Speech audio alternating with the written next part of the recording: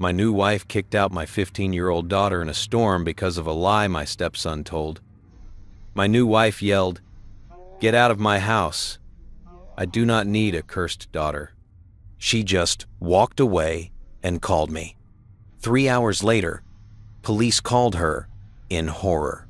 My new wife and her son turned pale when the rain had started as a whisper.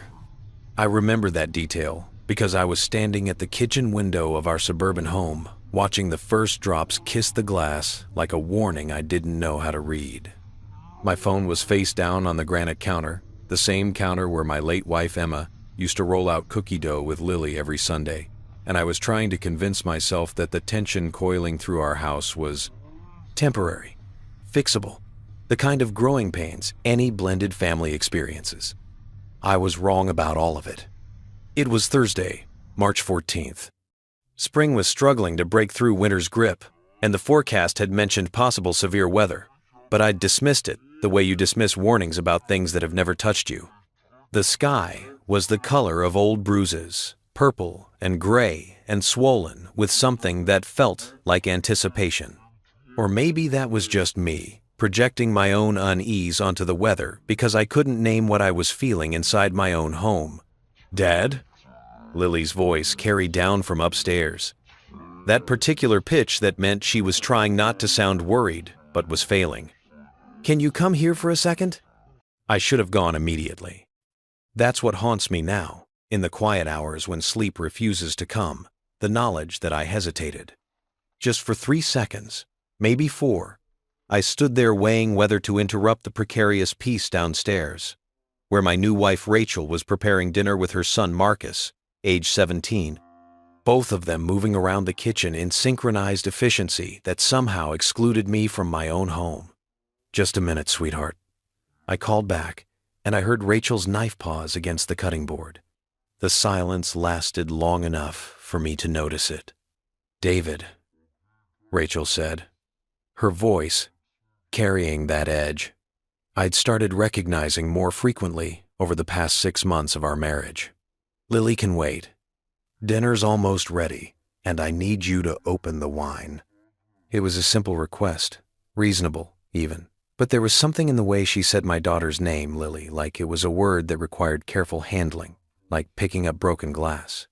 Marcus didn't look up from his phone, thumbs moving across the screen with the practiced disinterest of a teenage boy who'd mastered the art of being present without participating.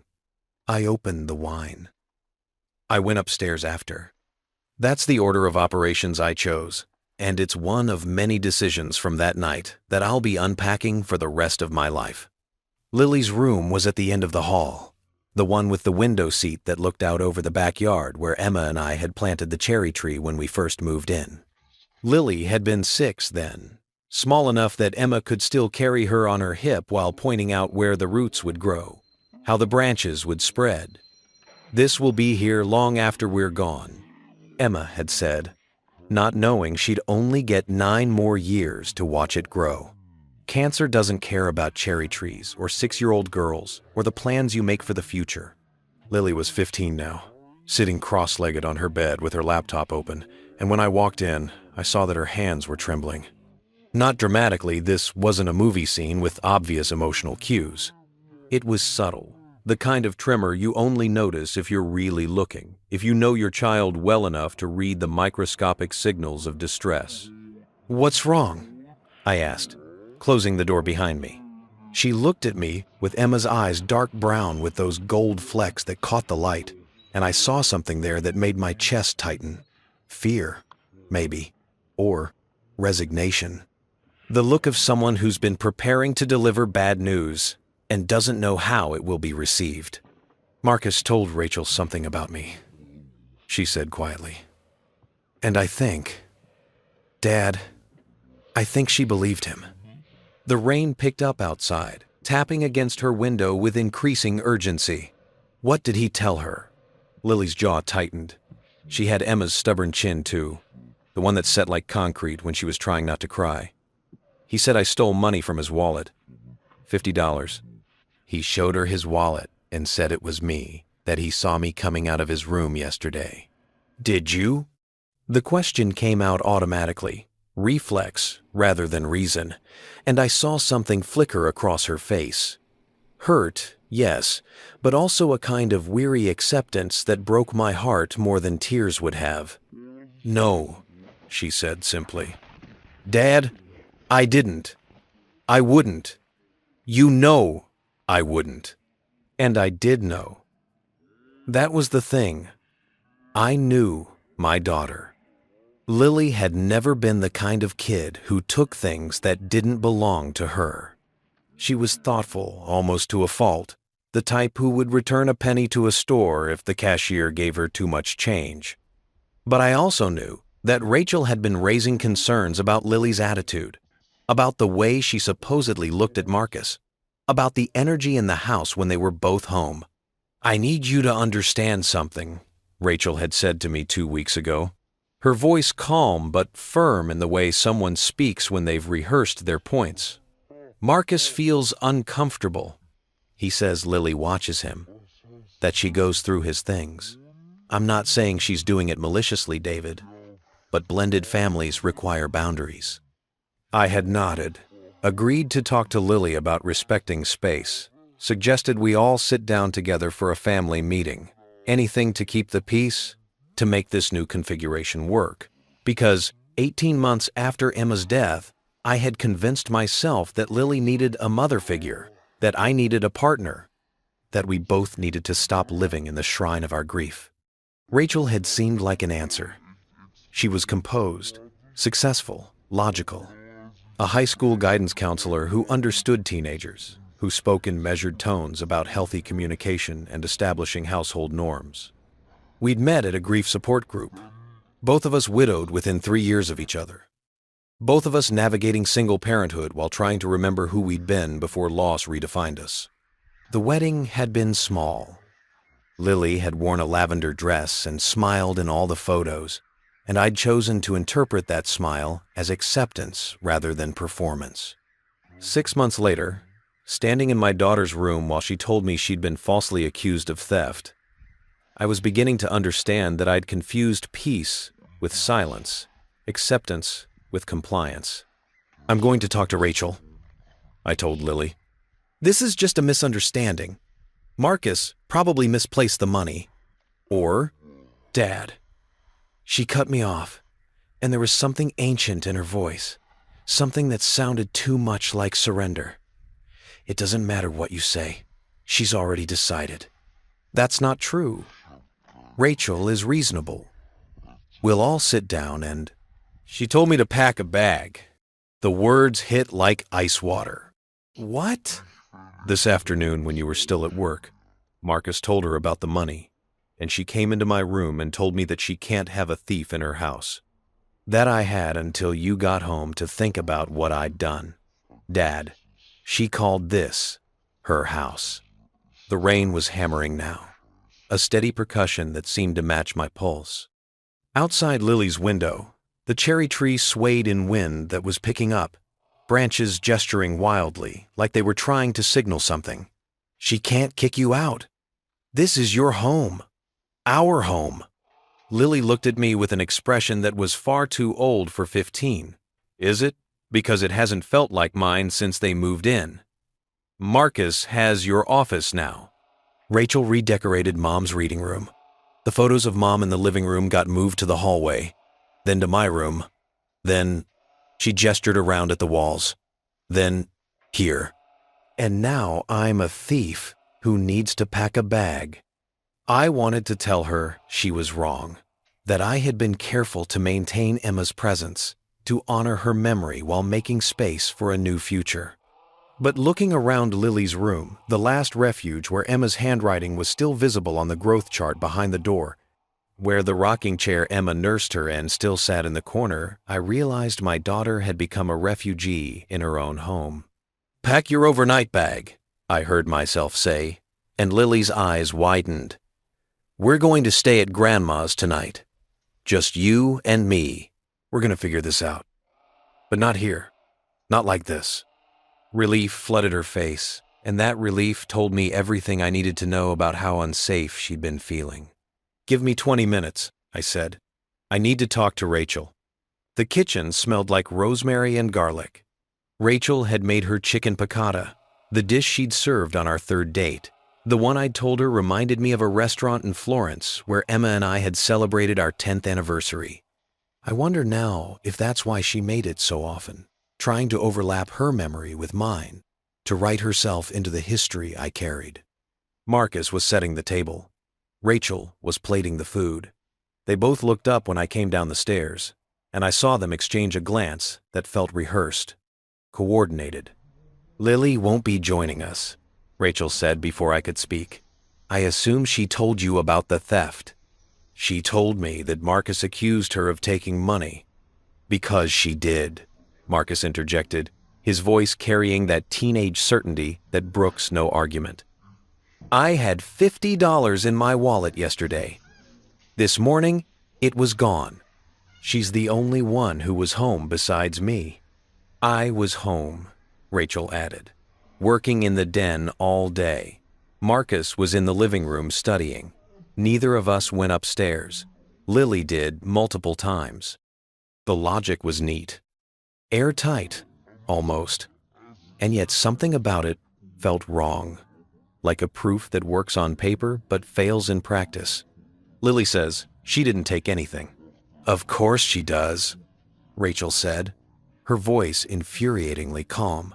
"David, I know this is hard for you to hear about your daughter, but we can't enable dishonesty. This isn't the first incident." "What other incidents?" Rachel set down the serving spoon with precise deliberation. "Last month, Marcus's headphones went missing. 3 weeks ago, his favorite hoodie disappeared. Last week, his PlayStation controller wasn't where he left it." "Teenage boys lose things," I said. "She's jealous," Marcus cut in, and there was something in his voice that made me look at him more carefully. Something that sounded almost like satisfaction. "She doesn't like sharing you. She doesn't want us here. Mom says it's natural for kids to act out when their parents remarry. But this is theft. That's illegal." The rain was pounding on the roof now, and through the kitchen window, I could see the storm clouds had settled into something darker. The weather alert on my phone buzzed with a severe thunderstorm warning, but I ignored it. "I'm taking Lily to my mother's house tonight," I announced. "We're going to let everyone cool down, and tomorrow we'll discuss this rationally." Rachel's face changed. The calm mask slipped, just for a second, and I saw something underneath it that I'd been working very hard not to see for months. Something cold, calculating. "If Lily leaves this house tonight," she said quietly, "she's not welcome back until she admits what she did and apologizes to Marcus." "That's not your decision to make." "Actually, David, it is. We agreed when we got married that discipline decisions would be made jointly, that we'd present a united front, or do those rules only apply when you agree with me?" She was right, technically. We had agreed to that. In the abstract safety of premarital counseling, sitting on a therapist's couch discussing hypothetical scenarios about hypothetical children, it had seemed reasonable. United front, consistent boundaries. All the buzzwords that made blending a family sound like a project that could be managed with the right communication strategies. But this wasn't hypothetical. This was my daughter, being accused of something I knew in my bones she didn't do. "I'm her father," I said, "and I'm telling you, she didn't steal anything." "Then she won't mind if I search her room." Rachel was already moving toward the stairs. "No." I stepped in front of her. "You're not searching her room. We're leaving." "Fine." The word came out sharp as a slap. "Take her. But understand something, David. When you walk out that door with her, you're choosing her over this family, over Marcus, over me, over the future we're trying to build. She's my child, Rachel. She is my family, and so am I," she said, her voice rising now, the calm finally cracking. "So is Marcus, but apparently we don't matter as much as the daughter who's been undermining this marriage since day one." Marcus was watching us with an expression I couldn't quite read. Not upset, not surprised, almost expectant. "We'll talk about this tomorrow," I said, forcing my voice to remain level, "when everyone has had time to calm down." I turned toward the stairs, and that's when Rachel said it. "Your daughter is a liar and a thief, David. Emma would be ashamed." The words hung in the air like smoke, heavy, poisonous, the kind of thing that can't be unsaid. I heard Lily's door open upstairs, heard her footsteps, quick and light, coming down the hall.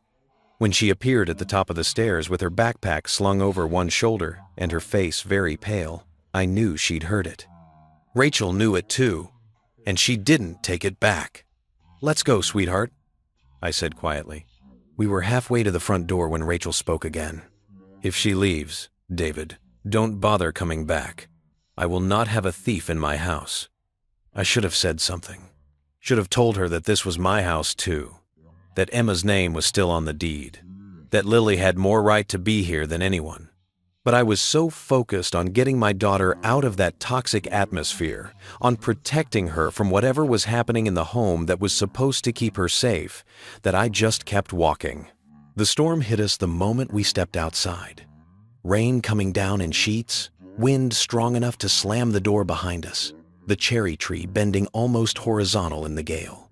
I remember thinking we should wait, that driving in this was dangerous, but Lily was already running to the car, and I was running after her. And behind us, the house stood lit up, like a stage where the play had just ended badly. I started the engine. Lily clicked her seatbelt. The windshield wipers could barely keep up with the rain. "Dad," she said, her voice small, "I really didn't take anything."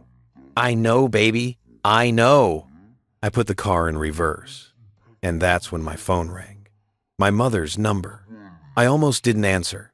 Mom would understand if we just showed up, but something made me hit accept. "David," she said, and her voice was strange, urgent. "Where are you?" "Leaving the house. We're coming to stay with you tonight. Long story. I'll explain when." "Turn on the news," she interrupted. "Now. Channel 7. I turned to look at Lily, confused. She was already pulling out her phone, fingers flying across the screen. Her face went white. "Dad," she whispered, holding out her phone so I could see the breaking news alert. "There's a tornado warning. It's headed directly through our area. They're saying it's already touched down near Riverside. And that's only 3 miles from here," I finished. We both looked back at the house. The lights were still on. Through the rain, I could see Rachel's silhouette in the kitchen window, probably clearing the dinner no one had eaten. "We need to warn them," Lily said. She was right. Of course she was right. Whatever had happened tonight, whatever poison had seeped into our home, you don't leave people in the path of a tornado. You don't let anger override safety. I grabbed my phone to call Rachel. It rang once, twice, 3 times. She declined the call. I tried again. Same result. I sent a text. "Tornado warning. Get to basement now." The read receipt appeared immediately. Then, nothing. "Dad?" Lily's voice was shaking. "The warning says immediate threat to life. We need to do something." The wind was shaking the car now. In the distance, I heard something that sounded like a freight train, even though the nearest tracks were 5 miles away. I made a decision. "We're going back in," I said. I didn't wait for Lily to argue. I was already out of the car, running through rain that felt like needles, back toward the front door. It was locked. I pounded on it, shouting, "Rachel! Marcus! There's a tornado! You need to get to the basement!" Nothing. I pounded harder. "Rachel, please! This isn't a joke!" Through the window, I saw Marcus appear in the hallway. He looked at me, then walked away. The roar was getting louder. I tried my key. Rachel had changed the locks. Last week, said it was for security. I'd meant to ask her about that. "Dad!" Lily was screaming from behind me. "We have to go! We have to get to shelter!" She was right. The tornado was coming. I could feel it in the air, in the way the pressure changed, in how the rain suddenly stopped falling down and started moving sideways. I had to choose. My daughter, standing in the storm. My wife and stepson, locked safely inside. I chose Lily. We ran. We made it to the overpass. I know they tell you never to shelter under an overpass during a tornado. Every safety manual, every weather expert, every person who's studied these things says it's one of the worst decisions you can make. The wind accelerates underneath like water through a funnel. Debris becomes projectiles. The very structure you're clinging to can collapse on top of you. But when you're driving through zero visibility with a monster bearing down on you and your daughter is screaming and the car is hydroplaning and you see concrete overhead, instinct overrides education. We abandoned the car on the shoulder and ran, scrambling up the embankment with our hands scraping against wet grass and rocks, until we were pressed against the cold concrete support beam, with Lily's body tucked under mine and my arms wrapped around her and my back to the world. The sound is what I'll remember forever. They say it sounds like a freight train, but that's not quite right. A freight train has rhythm, a mechanical predictability. This was something alive, something furious and mindless and vast. It sounded like the earth was being torn open, like God had decided to erase the landscape and start over. The wind tried to peel me away from Lily. I felt my jacket whipping. Felt something sharp slice across my shoulder. Glass, maybe. Or metal. Felt the concrete vibrating beneath us like we were inside the chest of a giant whose heart was failing. Lily was crying into my shirt, her hands fisted in the fabric, and I was saying something, words I couldn't hear over the roar, words that were probably just prayers disguised as comfort.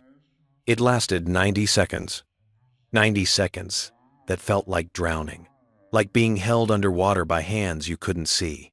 And then it passed, the roar fading to a scream, then a wail, then a whisper, then nothing but the sound of rain falling normally again, and car alarms going off in the distance, and Lily's ragged breathing against my chest. We stayed there for another minute, maybe two, neither of us willing to move, to confirm what we already knew, that the world we'd left behind looked different now. When I finally let go of her, when we both straightened up on shaking legs and turned to look back the way we'd come, I saw the path the tornado had carved. Trees down across the highway. A semi-truck on its side like a discarded toy.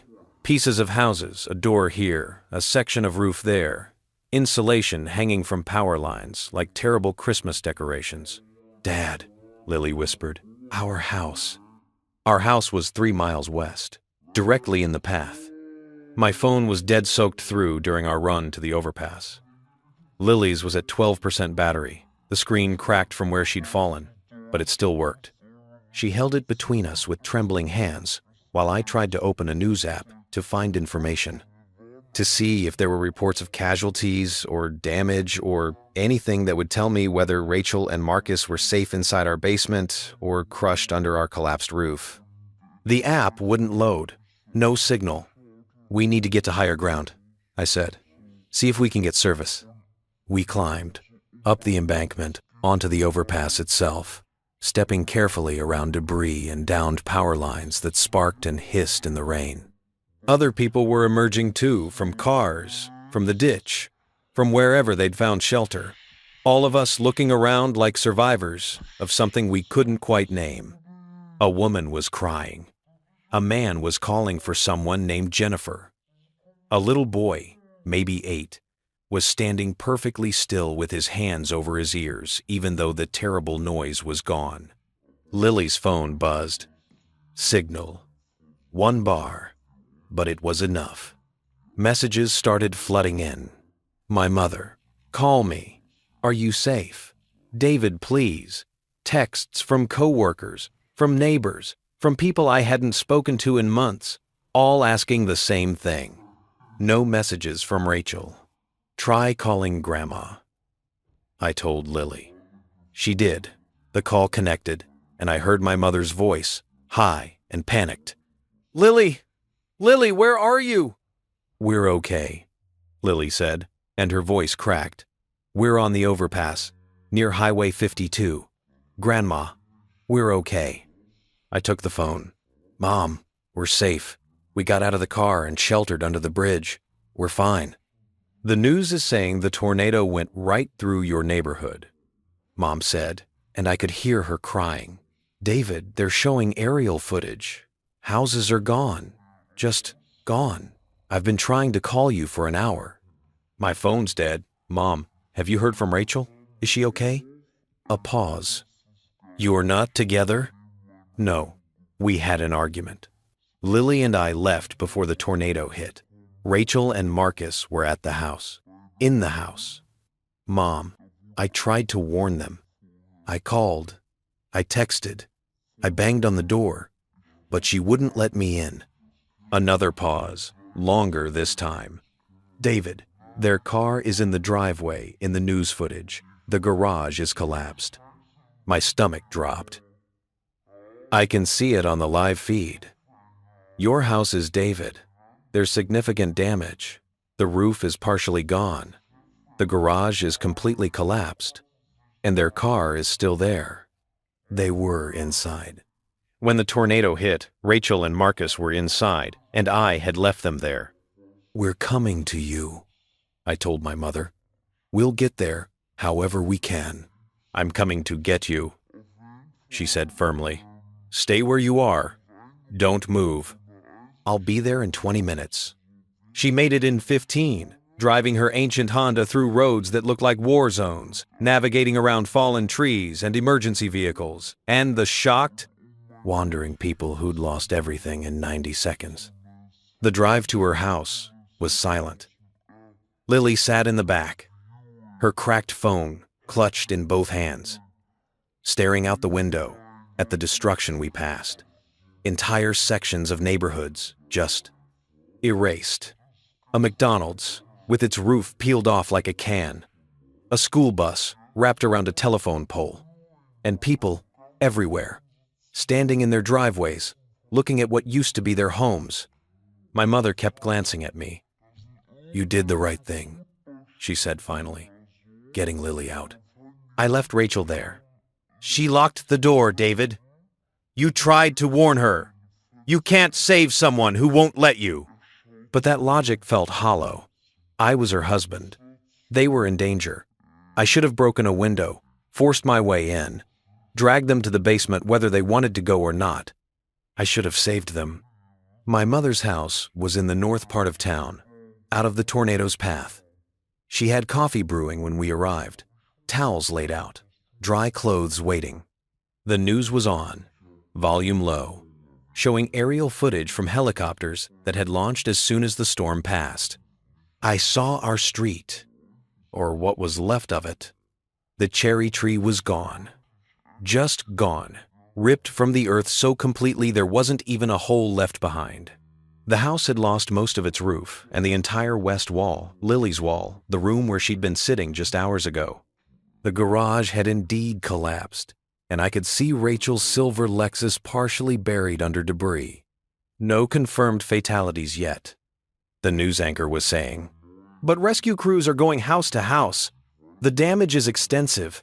This appears to be an EF3 tornado, possibly EF 4 inches some areas. I tried calling Rachel again, straight to voicemail. I tried Marcus. Same thing. Maybe their phones died, my mother suggested. Or they're at a hospital. David, the emergency services are overwhelmed. It could be hours before we hear anything. She was right. I knew she was right.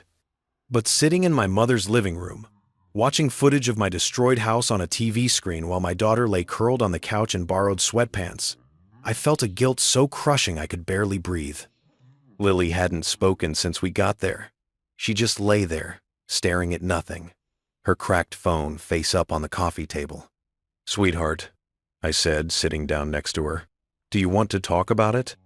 She looked at me with eyes that seemed to have aged years in the past 3 hours. "She wanted me gone," Lily said quietly. "And now I am. The whole house is gone. Everything of Mom's. All the photos, We didn't move to my room. Her books, her recipes, the blanket she made when I was born, everything.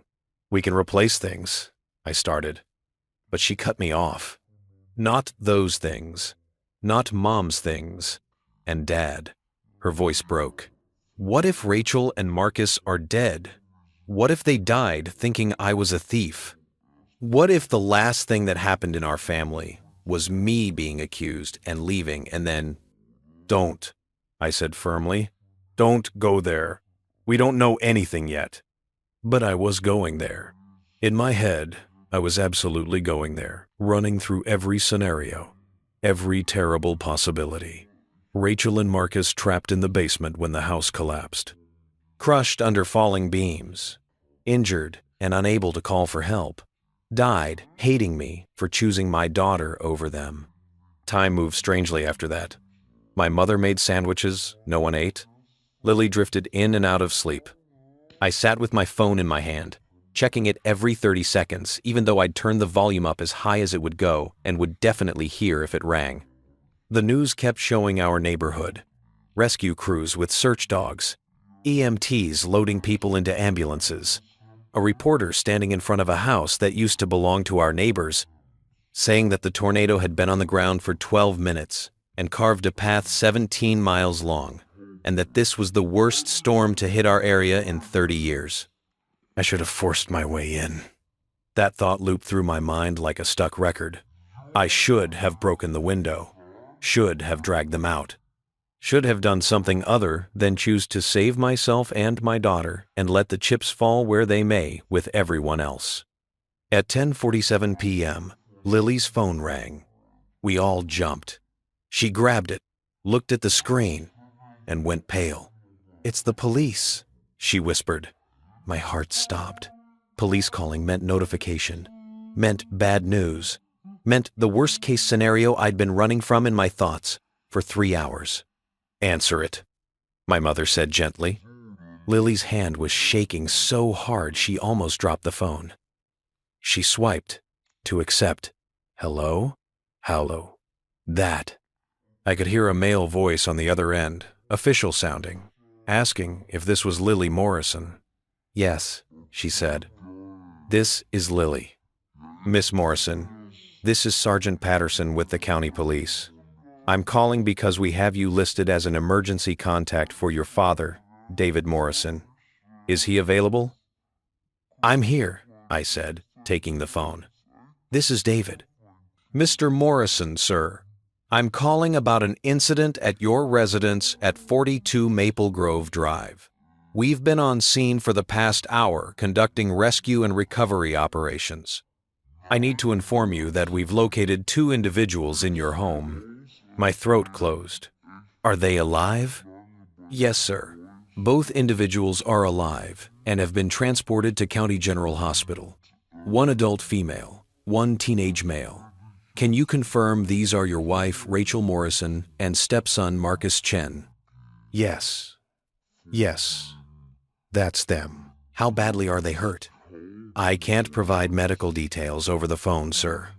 But I can tell you they were conscious when EMS took them. However, there's another matter I need to discuss with you. Is your daughter Lily still on the line?" I looked at Lily. Her face was white as paper. "She's here. Why?" End quote.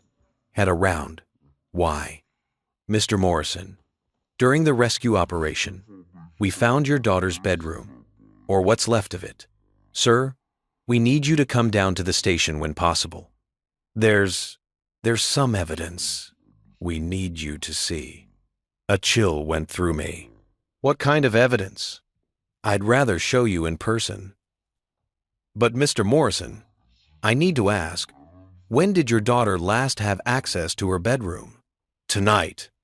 Before the storm. We left around 7. Why? What did you find?" Another pause.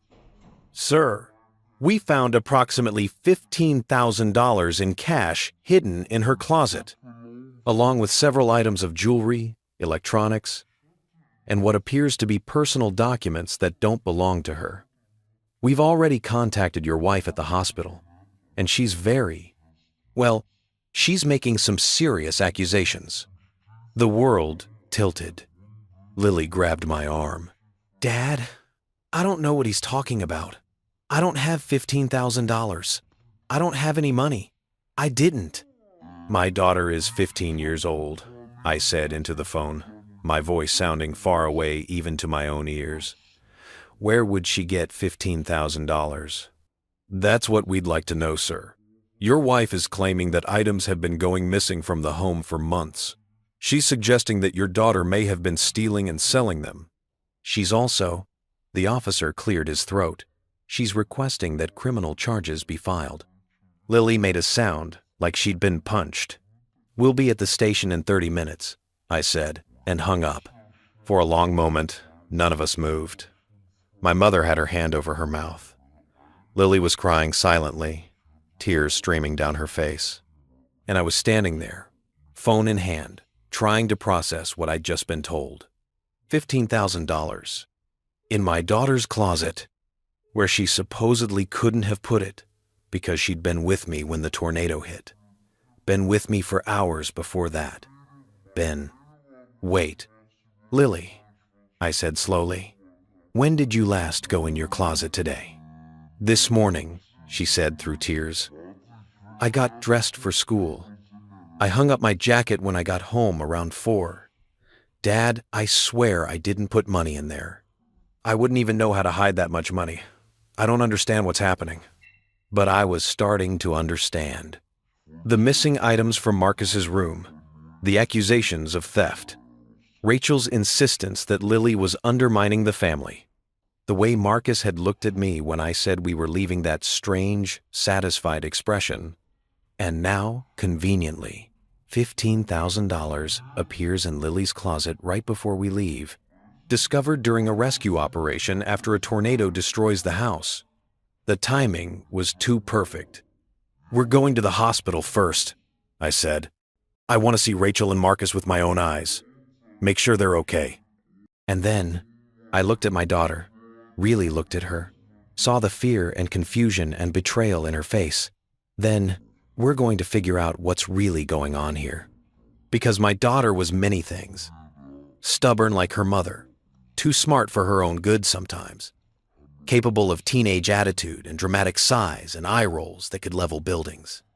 But she wasn't a thief, and someone had gone to elaborate lengths to make it look like she was. The question was why.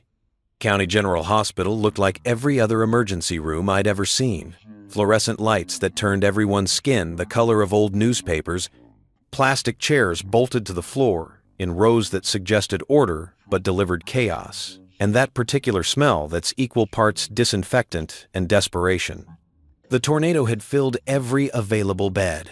The waiting room was packed with people holding ice packs to their heads, clutching children who wouldn't stop crying, staring at walls with the glazed expression of those who'd watched their entire lives get erased in 90 seconds. A television mounted in the corner was playing the news on mute, showing footage of the destruction we'd all just lived through. I approached the reception desk with Lily beside me and my mother, trailing behind, her hand protectively on Lily's shoulder. The nurse looked up, and I saw the exhaustion in her eyes, the kind that comes from hours of triage, of making impossible decisions about who needs help first. I'm looking for Rachel Morrison and Marcus Chen, I said. They were brought in from the tornado damage. I'm Rachel's husband. The nurse's expression shifted. Something passed across her face recognition, maybe, or wariness. Mr. Morrison, she said. Yes. Your wife asked us to call her if you showed up. Let me get someone. That should have been my first warning. A doctor appeared 5 minutes later, young, female, with kind eyes behind wire-rimmed glasses and a white coat that had blood on the sleeve. Mr. Morrison? I'm Dr. Reeves. I've been treating your wife and stepson. If you'll come with me, please. My daughter comes with me, I said when I saw the doctor's eyes flick to Lily. Dr. Reeves hesitated. Mr. Morrison, your wife specifically requested that your daughter not be allowed in her room. On what grounds? She said. The doctor lowered her voice. She said there are police matters involved, that it wouldn't be appropriate. The anger that had been building in my chest for the past 4 hours found its voice. My daughter is 15 years old. She's been through a traumatic event tonight. She's not staying in a waiting room while I go talk to my wife. If Rachel has a problem with that, she can tell me herself. Dr. Reeves looked like she wanted to argue, but something in my expression must have convinced her otherwise. Room 247, she said finally. But Mr. Morrison, I need to prepare you. Your wife is very upset. She's been making some serious allegations, and she's demanding that we call the police if your daughter comes anywhere near her. The police already called us, I said. That's how we knew they were here. Now, is my wife medically cleared to have visitors or not? She is. Minor lacerations, some bruising, possible concussion that we're monitoring. Marcus has a broken arm and needed stitches on his forehead. They were very lucky, all things considered. Lucky. The word felt obscene in this place, surrounded by people who were categorically not lucky, who'd lost homes or limbs or family members to the same storm that had only given Rachel and Marcus minor injuries. We followed Dr. Reeves down a hallway that smelled like industrial cleaner and fear, past rooms where people moaned in pain, where families huddled around beds, where doctors spoke in low, urgent tones about internal bleeding and collapsed lungs and spinal injuries. The tornado had been efficient in its cruelty, and these hallways were filled with the receipts. Room 247 was at the end. The door was closed. "I'll let her know you're here," Dr. Reeves said, but I was already reaching for the handle. Rachel was sitting up in bed, a bandage across her forehead and her left arm in a sling. Marcus was in the chair beside her, his right arm in a cast from wrist to elbow, a line of neat black stitches across his hairline. They both looked up when the door opened, and I watched their faces change. Rachel's went hard. Marcus's went pale. "I told them you weren't allowed in here with her," Rachel said, her voice ice cold, her eyes locked on Lily. "Get her out." "We need to talk," I said, closing the door behind us. My mother stayed in the hallway. This was between us, and she knew it. "There's nothing to talk about," Rachel snapped. "The police found $15,000 in her closet, David. $15,000. Along with Marcus's PlayStation, his laptop, my grandmother's jewelry that I told you went missing last month, and about 24 other items that have mysteriously disappeared over the past 6 months. Lily was shaking beside me. I put my hand on her shoulder, steadying her. "I didn't take any of those things," Lily said, her voice small but clear. "I don't know how they got in my closet."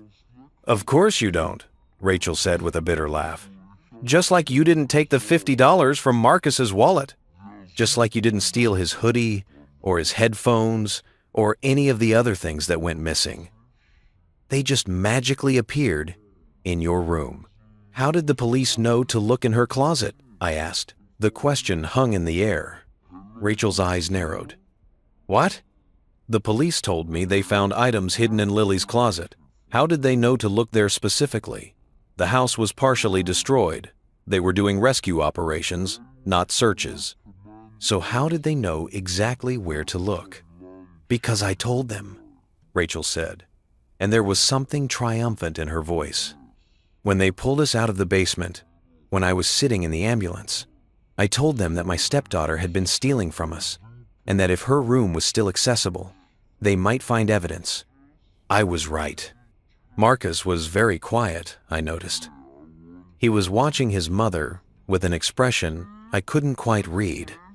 Not supportive, exactly. More like nervous. "You told them to search my daughter's room," I said slowly, "while you were being rescued from a tornado, while you were injured. That was your priority." "My priority," Rachel said, her voice rising, "was making sure that girl finally faces consequences for what she's been doing to this family. Do you have any idea how it feels to have things stolen from your own home? To know that someone is going through your belongings, taking what doesn't belong to them?" "I wouldn't know," I said quietly. Because my daughter didn't do it. The evidence says otherwise. Evidence can be planted. The room went very still. Rachel's face flushed red. Are you seriously suggesting that I planted evidence in her room? That I... what? David? Stole my own grandmother's jewelry and hid it in a 15-year-old's closet? For what possible reason? That's what I'm trying to figure out. Marcus shifted in his chair. Mr. Morrison, he said, and his voice was different than I'd heard it before. Softer. Almost apologetic. I know you want to believe Lily, but I saw her coming out of my room multiple times, and things kept disappearing right after. What did you see, exactly? I asked, turning to him. He blinked. What do you mean? You said you saw her coming out of your room. When? What was she wearing? What time of day? What did she have in her hands? Different times. After school, mostly. She'd just be leaving my room when I came home. And you told your mother about this? Of course I did. But you never said anything to me. In 6 months of living together, you never once mentioned to me that you thought my daughter was going into your room. Marcus looked at Rachel. She jumped in smoothly.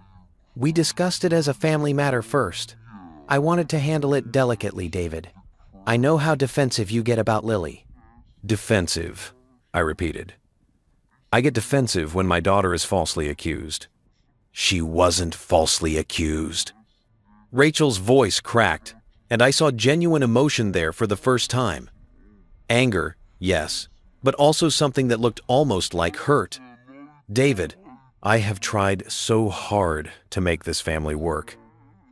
I have been patient with her attitude, her resentment, her constant undermining. I have made excuse after excuse for her behavior because I know she lost her mother and she's struggling. But this?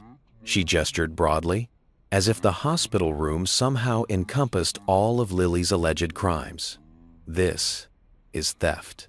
This is criminal. And I will not let it continue just because you can't see what your daughter has become. Lily made a sound beside me, something between a gasp and a sob. What I've become? She whispered. Rachel, I have never taken anything from you. Not once. Not ever. I don't understand why you hate me so much. I don't hate you, Rachel said, but her tone suggested otherwise. I'm disappointed in you. There's a difference. You called my mother a curse, Lily said, and her voice was stronger now, anger cutting through the tears. You told me I was cursed like her. You said she would be ashamed of me. You don't get to pretend you care about me now. Rachel's face went white. I said your behavior was cursed. I said your mother would be ashamed of your stealing, not of you as a person. Don't twist my words. I was there, I said quietly. I heard what you said. You told Lily that Emma would be ashamed, not of her behavior, of her, and then you told her to get out of your house. It is my house, Rachel said. I pay half the mortgage. I have every right to set boundaries about who lives there. Emma's name is still on the deed. The words came out before I could stop them, and I saw Rachel flinch like I'd slapped her.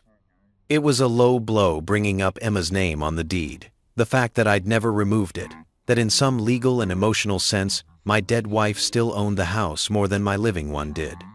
But I was past caring about low blows. This isn't about the house, Rachel said after a long moment. This is about your daughter stealing from us. The police have evidence. $15,000 doesn't just appear in someone's closet. Where did the money come from? I asked. If Lily's been stealing and selling items for 6 months, who was she selling to? Where are the receipts? The online accounts? The bank deposits? Silence. Because that's what you'd need, right? I continued. To accumulate $15,000 from selling stolen electronics and jewelry, there would be a paper trail, a digital footprint, something. So where is it?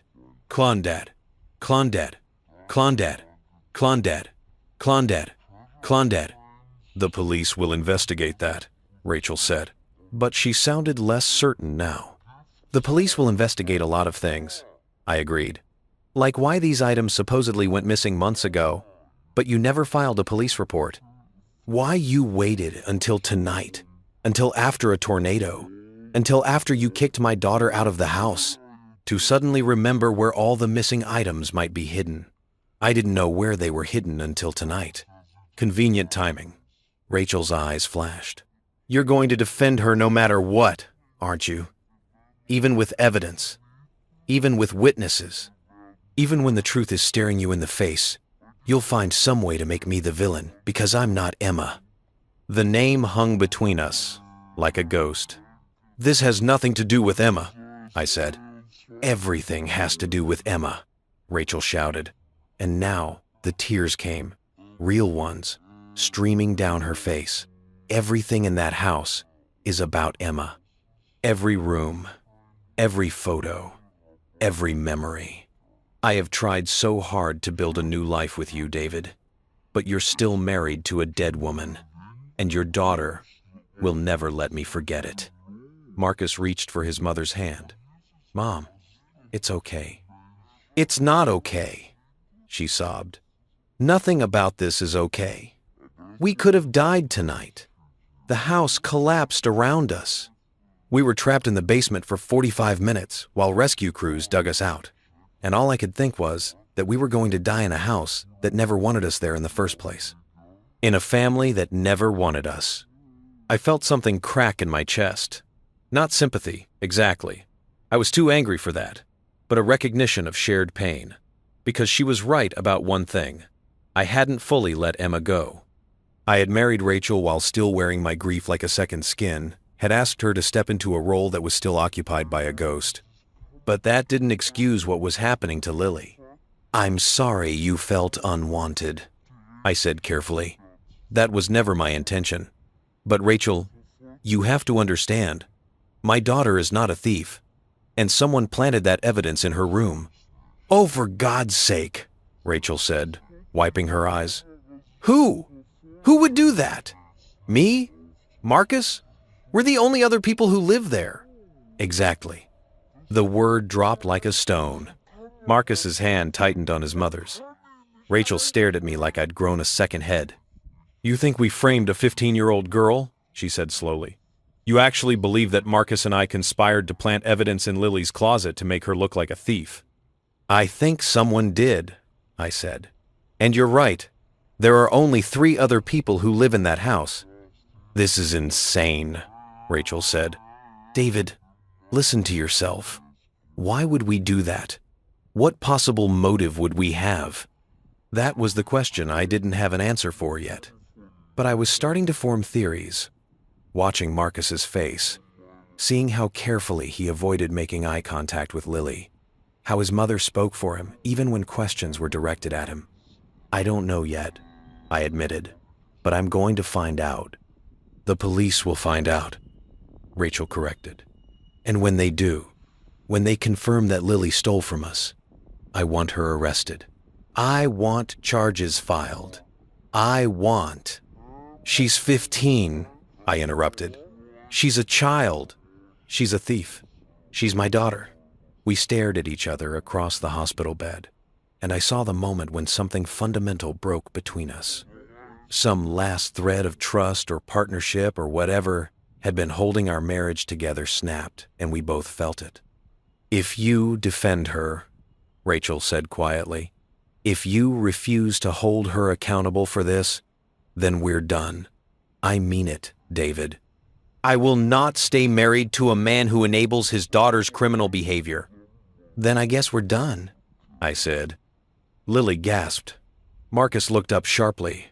Rachel's face went blank with shock. You're choosing her, she said, over me, over Marcus, over our marriage. I'm choosing the truth, I said, and the truth is that my daughter didn't do this. So yes, if that means choosing her over you, then that's what I'm doing. Rachel laughed, but there was no humor in it. Fine, perfect. Take her and go. But don't expect to come crawling back when the police prove you wrong. And David? Her voice turned cold. I'm calling my lawyer tomorrow. I want a divorce. And I want everything I'm entitled to, including half of that house. Emma's name on the deed or not. We'll sort it out, I said tiredly. But right now, I need you to answer one question honestly. What? When the tornado hit? Where were you in the house? Rachel frowned. What kind of question is that? A simple one. Where were you? In the basement. Obviously. That's where you're supposed to go during a tornado. You were already in the basement when it hit? Yes. We'd been listening to the weather alerts. We knew it was coming. So you ignored my calls and texts warning you about the tornado because you were already safe in the basement. Rachel had the grace to look uncomfortable. I didn't see them until after. My phone was upstairs. But you just said you were listening to weather alerts on the TV in the basement. I turned to Marcus. Is that true? Were you in the basement before the tornado hit? He nodded quickly. Too quickly. Yeah. We went down as soon as we heard the sirens. The sirens didn't go off until 7:42, I said. I knew because I'd checked the official timeline on the news. Lily and I left the house at 7:15. That's a 27-minute gap. What were you doing for those 27 minutes? Marcus opened his mouth, closed it, looked at his mother. We were preparing, Rachel said smoothly.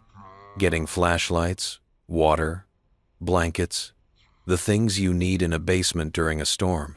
For 27 minutes, it takes time to gather supplies. And during all that time, while you were gathering supplies, you happened to go into Lily's closet and find $15,000 in cash? No, Rachel said, her voice sharp. I already told you the police found it after the rescue. I just told them where to look. How did you know where to look if you'd never found the money before? The silence that followed was heavy enough to break bones. Rachel's face was white. Marcus was staring at his lap, and I was standing there, watching them, seeing all the little cracks in their story, the inconsistencies that didn't quite add up. Get out, Rachel said finally. Take your daughter and get out of my room. Gladly, I said. I turned toward the door, Lily's hand in mine, and that's when Marcus spoke. Mr. Morrison, he said, his voice barely above a whisper. I'm sorry. I stopped. For what? He looked at his mother, then back at me. For everything. Rachel's hand shot out and grabbed his good arm. Marcus, don't! Mom, he deserves to. Don't, she repeated, and there was something dangerous in her voice, something that made Marcus close his mouth immediately and sink back in his chair. I looked between them, seeing something I couldn't quite name. Fear, maybe, or guilt. If you have something to say to me, Marcus, I said quietly, now would be the time. He shook his head, not meeting my eyes. Never mind. I'm sorry you're going through this. It wasn't the apology he'd started to give, and we both knew it. I left the room with more questions than answers, but with one thing absolutely clear. Rachel and Marcus were hiding something. And whatever it was big enough to frame a 15-year-old girl for theft. Big enough to destroy a family. Big enough to make me realize that the woman I'd married 6 months ago was a stranger wearing a mask of normalcy, and that mask had finally slipped. Now I just had to figure out what was underneath. The police station smelled like burnt coffee and bureaucracy.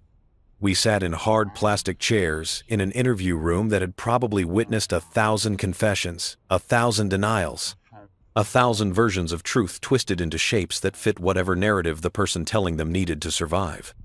The walls were that particular shade of beige that exists only in government buildings, and there was a water stain on the ceiling that looked like a map of somewhere I'd never want to visit. Lily sat next to me, with her hands folded in her lap, her cracked phone face down on the table between us. My mother had stayed in the waiting area. This is something you two need to handle, she'd said. squeezing my shoulder. And so, it was just us, and Sergeant Patterson, the officer who'd called.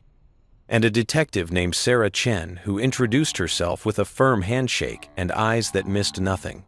"Thank you for coming in," Detective Chen said, settling into the chair across from us. She had a manila folder in front of her, thick with papers and photographs. "I know it's been a long night. We'll try to make this as quick as possible." "Are you charging my daughter with something?" I asked. "Not at this time," Chen said carefully. "Right now, we're gathering information. Your wife has made some serious allegations, and we need to understand the full picture before we decide how to proceed." "My daughter didn't steal anything." "So you've said." "And we're going to investigate that claim thoroughly." Chen opened the folder. "But Mr. Morrison, I need you to look at something first." She spread photographs across the table, crime scene photos. I realized images of Lily's destroyed bedroom, taken after the rescue crews had cleared enough debris to access it. The roof was gone. The wall was partially collapsed. Rain had soaked everything, turning Lily's books into pulp, her posters into sodden paper, her childhood into a waterlogged ruin. And there, in the remains of her closet, clearly visible in the photographs, stacks of money, electronics still in their boxes, jewelry laid out on a shelf, like a display case. "This is what we found," Chen said quietly. "Can you explain it?" Lily was shaking her head before the detective finished speaking. "I've never seen those things before. I don't know how they got there." Your closet is your personal space, correct? No one else uses it? "No one else is supposed to go in my room at all," Lily said. "Rachel, my stepmother, she made a rule when she moved in. Everyone's bedroom is private, off limits." Chen made a note. "So no one would have had access to your closet except you." "That's not true," I interrupted. "Rachel and Marcus had access to the whole house when Lily was at school. When I was at work, they could have gone in her room anytime. Why would they do that?" It was the question I'd been wrestling with since the hospital. Why frame a 15-year-old? What did Rachel and Marcus gain from making Lily look like a thief? "I don't know yet," I admitted. "But the timing is suspicious. We have an argument. Rachel kicks Lily out. Hours later, a tornado hits. And suddenly, conveniently, all this evidence appears in Lily's closet right when the house is being searched by police. Your wife claims items have been missing for months," Chen pointed out. "Claims," I repeated.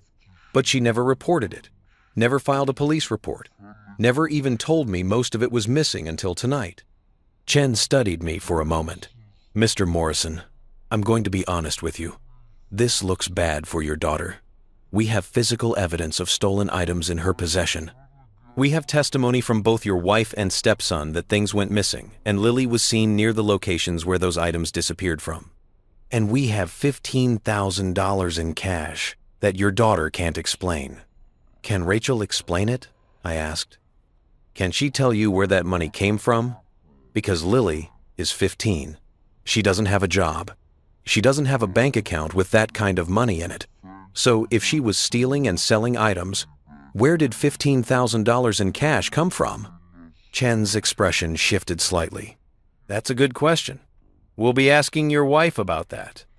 "Ask her something else, too," I said, leaning forward. "Ask her why she told rescue workers to search my daughter's closet specifically. Out of all the rooms in a partially destroyed house, why did she know exactly where to tell them to look?" Sergeant Patterson, who'd been quiet until now, spoke up. She said she'd had suspicions, that she thought Lily might be hiding things. Based on what? Did she search the closet before? Did she see something that made her suspicious? She said it was intuition. "Intuition," I repeated flatly. "Her house is collapsing around her. She's injured. Her son is injured. Rescue workers are pulling them from a basement.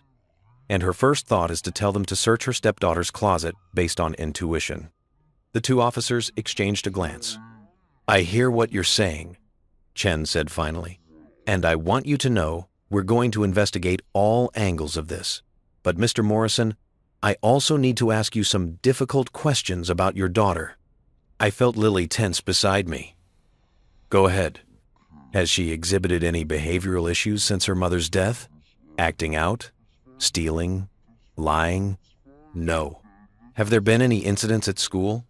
Disciplinary actions? No. Lily's a straight-A student. She's never been in trouble. What about at home? Any conflicts with your wife? I hesitated. There's been tension. Blending a family is difficult, but nothing that would explain this. What kind of tension? The normal kind. Lily lost her mother 18 months ago. She's still grieving. Having Rachel and Marcus move in was an adjustment. Did Lily want you to remarry? Another hesitation. No one wants their parent to remarry, but she understood. She was trying to make it work. Was she? Chen asked gently. Mr. Morrison, I've seen a lot of blended family situations in my career. Sometimes kids act out in ways that surprise everyone. Sometimes grief manifests as anger, and anger manifests as destructive behavior. My daughter is not destructive, I said firmly. And she's not a thief. Chen pulled another photo from her folder. Do you recognize this? It was a piece of jewelry, a delicate gold bracelet with small diamonds set along the band. It looked expensive, old. I've never seen it before, I said. Your wife says it belonged to her grandmother, that it's worth approximately $8,000. She says it went missing from her jewelry box 3 months ago. I turned to Lily. Have you ever seen this? She shook her head, staring at the photo like it might bite her. Never. I didn't even know Rachel had a grandmother's bracelet. It was in your closet, Patterson said. Then someone put it there, Lily said, her voice rising. Because I didn't. I would never take something like that. I wouldn't know what to do with it. I'm 15. Which brings us back to the money, Chen said. $15,000 is a lot of cash for anyone, let alone a teenager. If you didn't earn it and you didn't steal it, where did it come from? I don't know, Lily said, and she was crying now, tears streaming down her face. I don't know. I don't know where any of this came from. I just want to go home. But there was no home to go back to. The house was destroyed. Rachel had demanded a divorce. And sitting in this police station, looking at photographs of evidence I knew my daughter couldn't have placed there, I felt something shift inside me from confusion to clarity, from defense to offense. Someone had framed my daughter, deliberately, carefully, with enough time and planning to make it look absolutely convincing. And I was going to find out who and why and make them pay for it. Can we see the actual evidence? I asked. Not just photos, the physical items. Chen raised an eyebrow. Why? Because photos can be doctored, staged. I want to see the actual money, the actual items, with my own eyes. Mr. Morrison, this is an active investigation. We can't just... Am I under arrest? Is my daughter? No. Then we have rights. I want to see the evidence you're using to accuse her. I want to verify that it's real, that it actually came from her closet, that this whole thing isn't some elaborate setup. Patterson leaned forward. Mr. Morrison, are you seriously suggesting we fabricated evidence? I'm suggesting that my wife, who has demanded a divorce as of 3 hours ago, has a vested interest in making my daughter look bad. I'm suggesting that this evidence appeared very conveniently right after she kicked Lily out of the house. And I'm suggesting that before we go any further, I want independent verification of everything. Chen closed her folder. I think you should get a lawyer. I think you're right. I agreed. But first, I want answers to some questions. When was the last time anyone can verify seeing the inside of Lily's closet before tonight? What do you mean? I mean, when was the last documented time someone other than Lily looked in that closet? Because if no one can verify what was or wasn't in there before the tornado, Then how do we know when this stuff was planted? Your wife says she never goes in your daughter's room. Exactly. So she couldn't know what was in the closet unless someone told her, or unless she put it there herself. Sergeant Patterson was shaking his head. This is getting pretty convoluted, Mr. Morrison. You're asking us to believe that your wife, for reasons unknown, planted evidence in your daughter's closet, then orchestrated a scenario where it would be discovered by police during a natural disaster. Does that really sound more plausible than a teenage girl stealing from her family? Put that way, it did sound insane. But I'd seen Rachel's face in the hospital. I'd heard the vindictiveness in her voice when she demanded Lily be arrested. I'd watched Marcus's guilty expression, his aborted apology. Something was wrong. Something deeper than teenage theft or blended family tension. I want to look at our bank accounts, I said suddenly. Mine and Rachel's. Joint and individual. Joint and individual. Chen frowned. Why? Because if Lily was supposedly stealing and selling items for months, there should be a paper trail somewhere. Online listings, PayPal transactions, cash deposits, something. And if there's nothing, then that supports her claim that she didn't do it. We'll be investigating financial records as part of our inquiry, Chen said. I want to investigate them now, tonight, before anything else happens. Mr. Morrison, it's 1 a.m. I don't care what time it is. My daughter is being accused of a crime I know she didn't commit, and I want to prove it.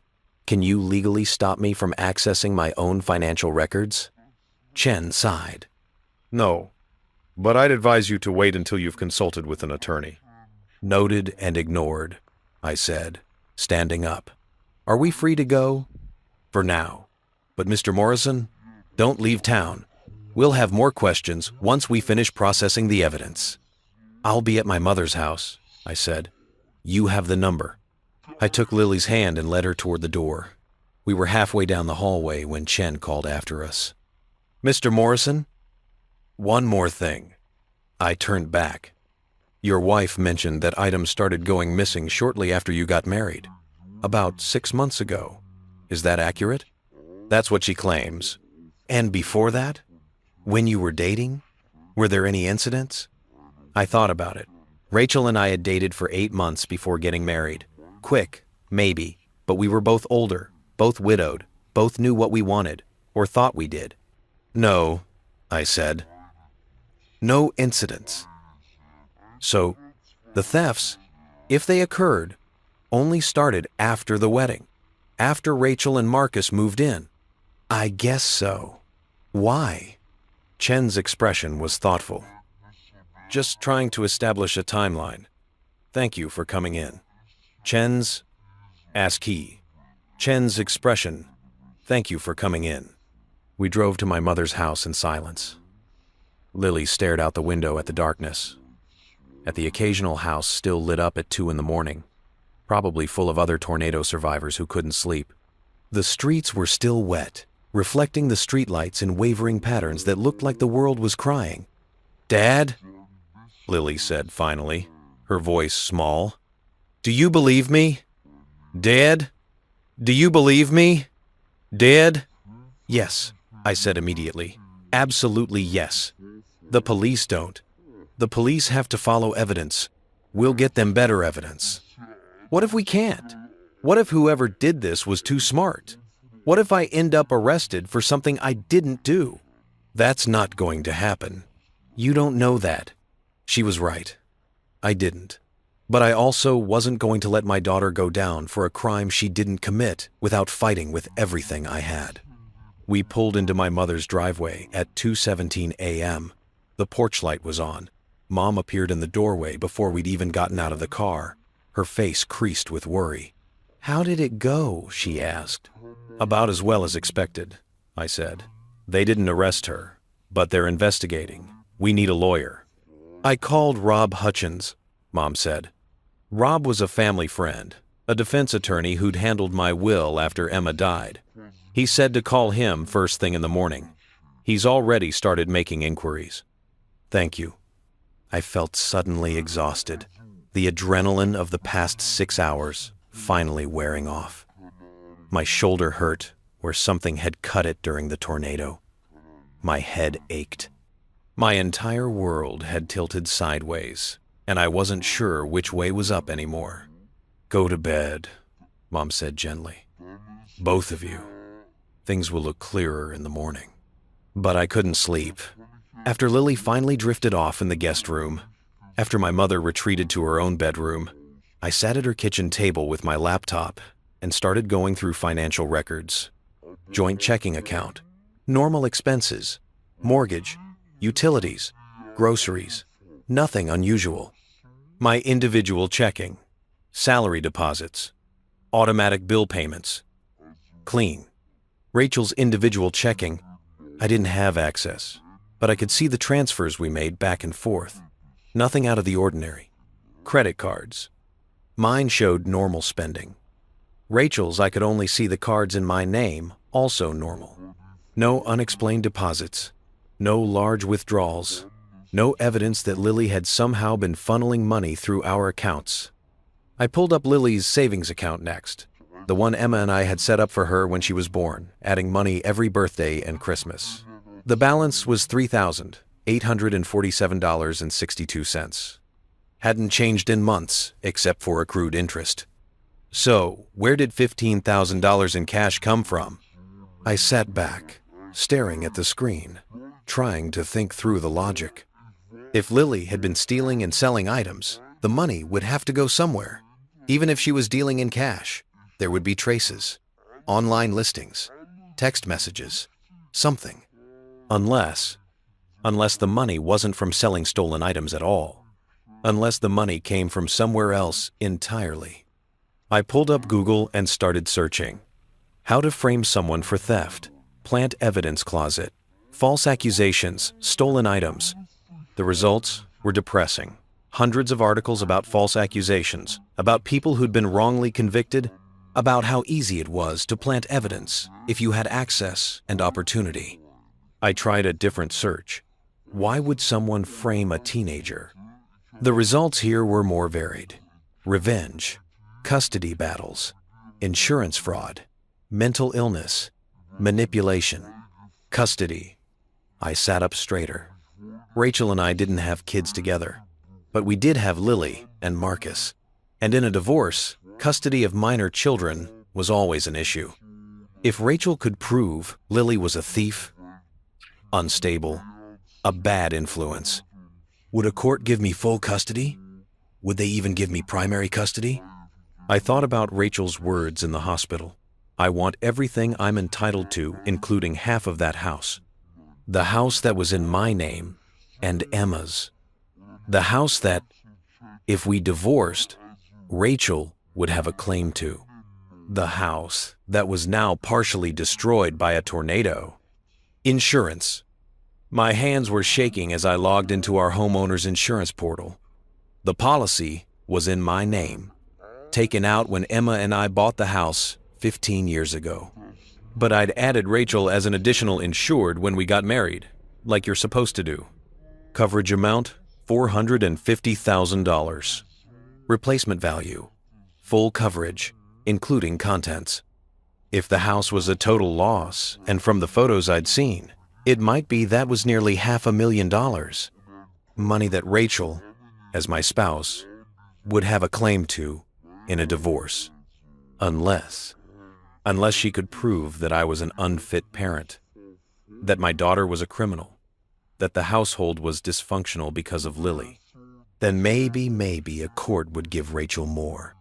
Maybe even give her full control of the insurance settlement while the divorce was pending, especially if she could argue that she needed somewhere to live because my dangerous daughter had forced her out. It was a theory, a wild one maybe, but it made more sense than my 15-year-old daughter suddenly becoming a master thief who stole items and hid them in her own closet for months. I looked at the clock. 3:47 a.m. In a few hours, I'd call Rob. Tell him my theory. See if it held legal water. But first, I needed to find out more about Rachel, because I'd married a woman I thought I knew, but who was turning out to be a stranger. And strangers, I was learning, were capable of anything. Sleep, when it finally came, brought dreams of Emma. Not the Emma from the last months, pale and hollowed out by chemotherapy, her eyes too large in her thinning face, but the Emma from before. The woman who used to wake me up at midnight to watch meteor showers from our backyard, who sang off-key in the shower, who could make Lily laugh so hard that milk came out of her nose. In the dream, she was standing in our kitchen, the one that wasn't destroyed yet, and she was looking at me with an expression I couldn't read. "You chose wrong," she said in the dream. "I chose Lily," I told her. "I chose our daughter."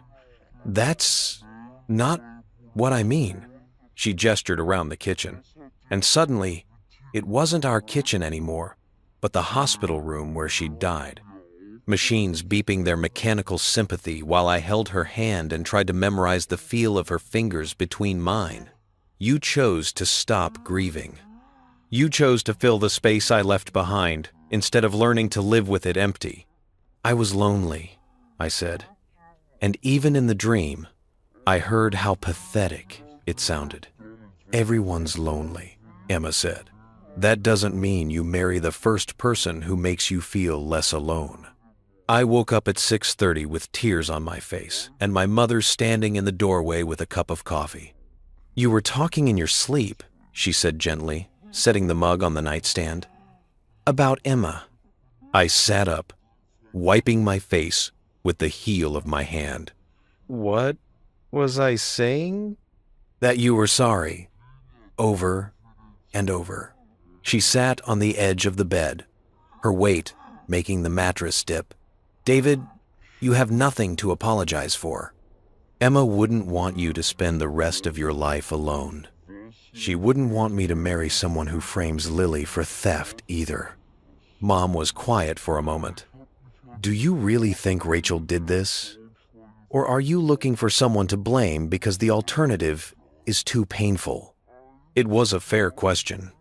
One I'd been asking myself in the dark hours of the morning while I searched through financial records and read articles about false accusations and tried to make sense of how my life had detonated in the span of a few hours. "I think something is very wrong with Rachel," I said finally.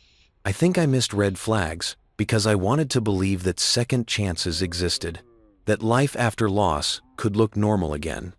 "What kind of red flags?" I thought about it, tried to articulate the things that had seemed minor at the time, but now felt significant. The way she talked about Emma, always with this edge, like she was competing with a ghost. How quickly she wanted to change things in the house, new paint, new furniture, moving Emma's photos. I thought she was just trying to make it feel like her home too, but now I wonder if she was trying to erase Emma completely. "That's not uncommon in blended families," Mom said carefully. "The new spouse wanting to establish their own presence." It wasn't just that. It was the way she talked about Lily, always framing things as problems to solve rather than just normal teenage behavior. "Lily has attitude issues. Lily isn't adjusting well. Lily needs firmer boundaries. Like my daughter was a defective product that needed fixing." "Did you push back on that?" I looked at my mother, saw the concern in her eyes, and felt shame wash through me. Not enough, I thought. I thought I was being a good partner. Supporting Rachel's parenting decisions. Presenting a united front.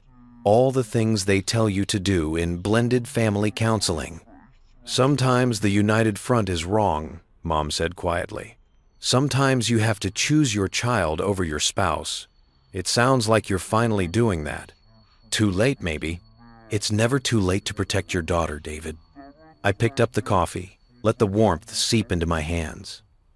Outside the window, the sun was rising over a neighborhood that looked normal, untouched by tornadoes or betrayal or the kind of destruction that happened when you realized you'd invited strangers into your home and called them family. "I need to look into Rachel's background," I said. "Really look. Not just the surface stuff I did when we were dating."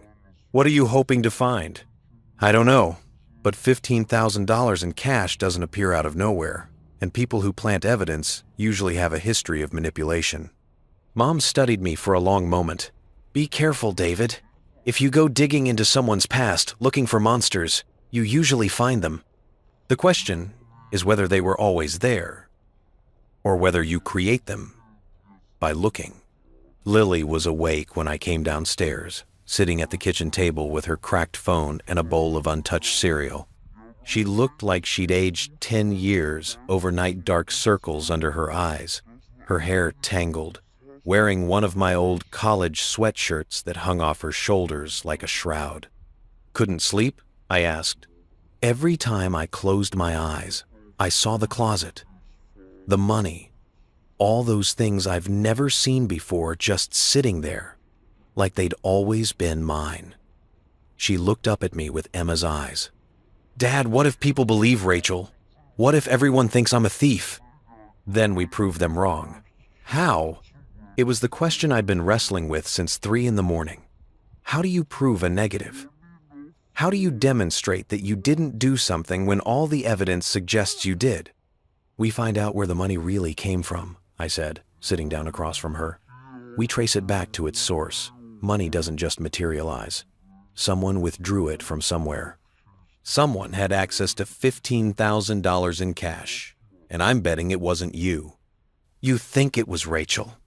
I think it's the most logical explanation.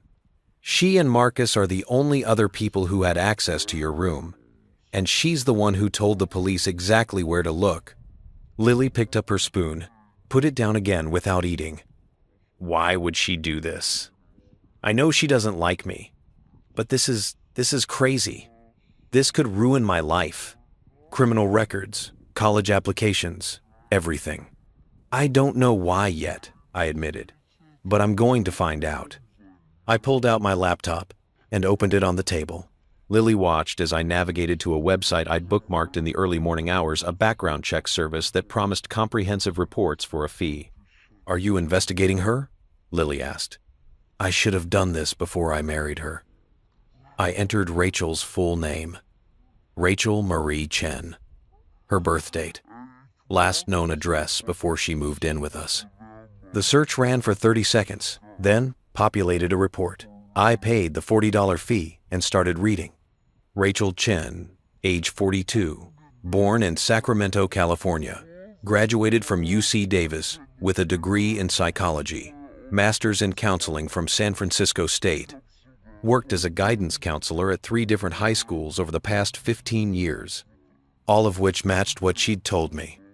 I scrolled down to the financial section. No bankruptcies, no liens. Credit score in the low 700 seconds, good, but not exceptional. Criminal history, none. Civil cases, 2. I clicked on the civil cases, and my stomach tightened. The first was a divorce from Marcus's father, Thomas Chen, finalized 8 years ago. Normal custody arrangement, normal asset split. Nothing remarkable. The second was a lawsuit filed 3 years ago by a woman named Patricia Morrison. No relation to me, despite the shared last name. I clicked through to the details, reading the complaint with increasing unease. Patricia Morrison had been Rachel's neighbor in San Francisco. She alleged that Rachel had engaged in a campaign of harassment after a property line dispute, including filing false police reports, making accusations of theft, and attempting to damage Patricia's reputation in the community. The case had been settled out of court, terms undisclosed.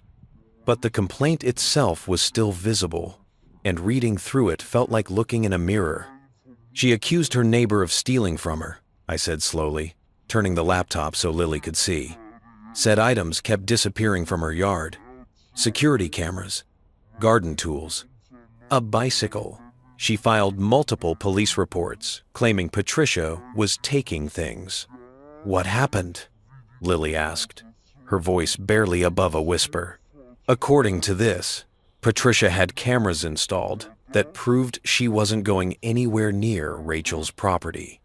The footage showed Rachel moving items around her own yard late at night, then calling the police the next day to report them stolen. She faked thefts? It looks that way.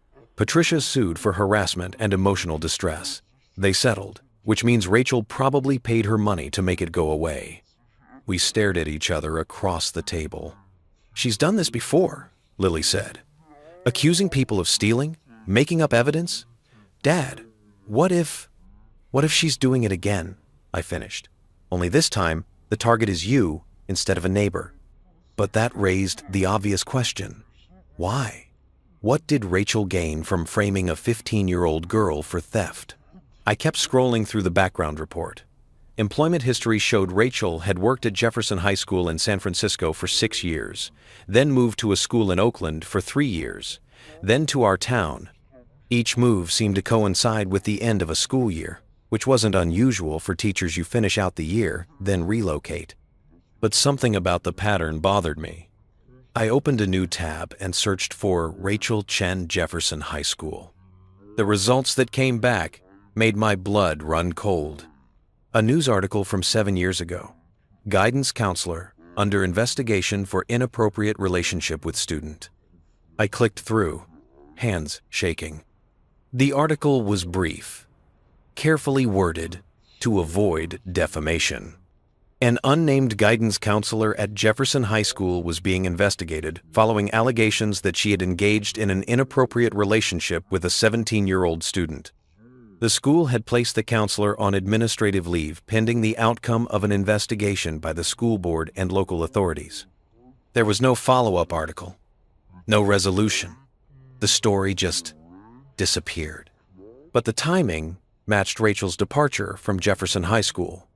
I searched for more, found a second article, this one from an Oakland newspaper 3 years later. Former student files complaint against school district over mishandled sexual misconduct allegations. The article didn't name Rachel, but it referenced a case from 7 years prior where a guidance counselor had allegedly groomed a student. The former student, now an adult, was claiming the school had covered up the incident and pressured him not to press charges. School district had settled, terms undisclosed. "Dad?" Lily's voice sounded far away. "You look like you're going to be sick." "I think I might be," I said, because I was starting to understand what I'd brought into my home, who I'd married, who I'd given access to my daughter. Rachel wasn't just manipulative. She had a history of inappropriate relationships with minors, a history of lying, a history of making false accusations when it suited her purposes. And Marcus. When did Rachel and Marcus move in with us? I asked Lily. 6 months ago, right after you got married. And when did items start going missing? Lily thought about it. Rachel said 6 months ago, right after they moved in. But you never noticed anything missing before she mentioned it. No, because nothing was missing. I would have noticed if my stuff disappeared. But she kept saying Marcus was missing things, not me. I pulled up Marcus's social media profiles. Instagram, TikTok, Snapchat, the usual teenage presence. His posts were typical 17-year-old content, photos with friends, complaints about homework, memes about video games. But scrolling back 6 months, to right before they moved in with us, I noticed something. Marcus had been posting regularly several times a week. Then, abruptly, the posts stopped. For 3 weeks, nothing. When he started posting again, the content had changed. Less personal, more curated. Like he was performing for an audience, rather than just sharing his life. Lily, did Marcus ever seem, I don't know, uncomfortable? Around Rachel? She frowned. What do you mean? I mean, did you ever notice anything odd about their relationship? The way she talked to him? The way he responded to her? Lily was quiet for a moment, thinking. Sometimes she was really controlling, she said finally. Like, she'd tell him what to wear, who he could hang out with, what time to be home, even though he's 17. I thought it was just typical mom stuff, but it did seem kind of intense. Anything else? She'd get mad if he talked to me. If he was nice to me or tried to help me with something, she'd call him over and give him this look, and he'd just shut down. I thought she was just being possessive, wanting him to choose her side over mine in the whole blended family thing. Or maybe she was isolating him, controlling him, making sure he didn't form alliances that might threaten her. I thought about Marcus in the hospital, the way he'd started to apologize, the way Rachel had shut him down immediately, the fear in his eyes. "I need to talk to Marcus," I said. "Alone." "How?" "Rachel's not going to let you anywhere near him." "Then I'll have to be creative." My mother came into the kitchen then, already dressed, her car keys in her hand. "I'm going to the house," she announced, "to see what can be salvaged. The insurance adjuster is meeting me there at 9. "I'll come with you," I said. "David, I'm not sure that's a good idea. Rachel might be there." "I'm hoping she is," I said, "because we need to have a conversation." 1. The neighborhood looked like a war zone in daylight. Trees uprooted and lying across lawns like fallen soldiers. Roofs peeled off houses like can lids. Debris everywhere, pieces of siding, insulation, children's toys, someone's tax documents blowing down the street like urban tumbleweeds. Emergency vehicles still lined the roads, and exhausted-looking workers in reflective vests picked through the wreckage. Our house stood at the end of Maple Grove Drive, and seeing it in full daylight was worse than the news footage had prepared me for. The entire west side was gone, just gone, like a giant had reached down and scooped out that section of the building. Lily's room, the guest bathroom, part of the hallway all exposed to the elements, the interior walls showing like cross-sections in an anatomy textbook. The roof had partially collapsed into the second floor, and the garage had pancaked completely. Rachel's Lexus still visible under the twisted metal and splintered wood. The cherry tree that Emma and I had planted was nothing but a hole in the ground and some scattered branches. I stood in what used to be our driveway and felt the full weight of what we'd lost. Not just a house, but a home. The place where Lily had grown up, where Emma had lived and died, where every wall held memories I hadn't realized I needed until they were gone. "Mr. Morrison?" I turned to find a woman in a hard hat and safety vest approaching, clipboard in hand. "I'm Janet Reeves from Consolidated Insurance. I'm so sorry about your loss." "Thank you. I've done a preliminary assessment, and I have to be honest. This is going to be a total loss situation. The structural damage is too extensive for repair. We'll be looking at a full rebuild." "What's the timeline on that?" "For the claim? I'll have a full report to you within 10 business days. For reconstruction? In Efesta? Vermile.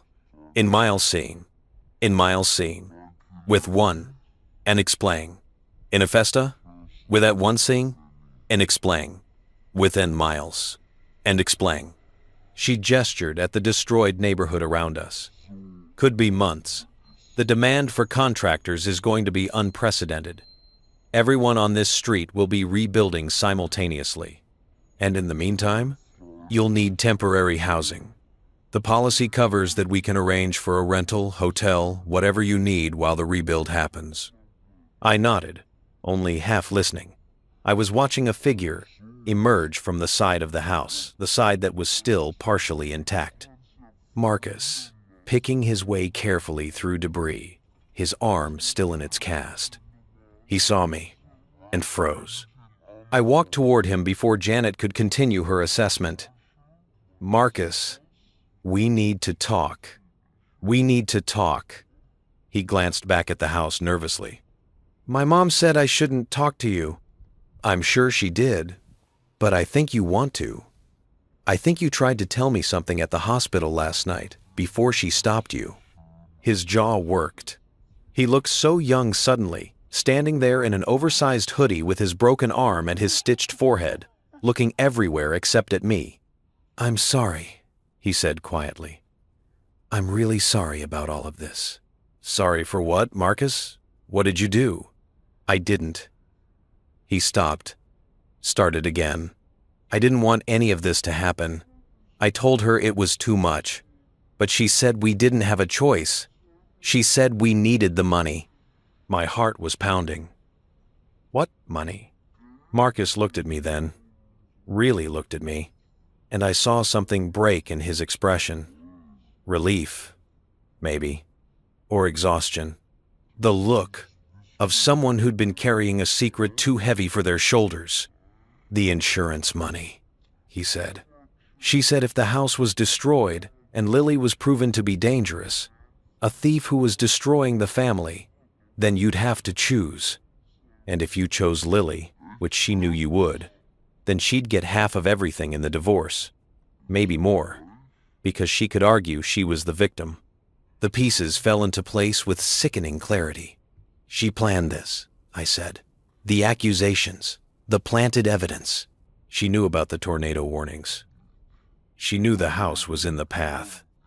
With Cleese, Canik, in this, with Canik, end quote. With Canik. Not exactly, Marcus said miserably. She didn't know about the tornado. That was just luck. Bad luck. We were supposed to have more time. She was going to discover the stuff in Lily's closet this week and call the police then. But when the tornado warning started, she saw an opportunity. If the house was destroyed and the evidence was found by police during the rescue, it would look even more legitimate. So she told rescue workers where to look. Yeah, she'd already planted everything. The money, the jewelry, all of it. She's been setting this up for months. Where did the $15,000 come from? Marcus's face flushed.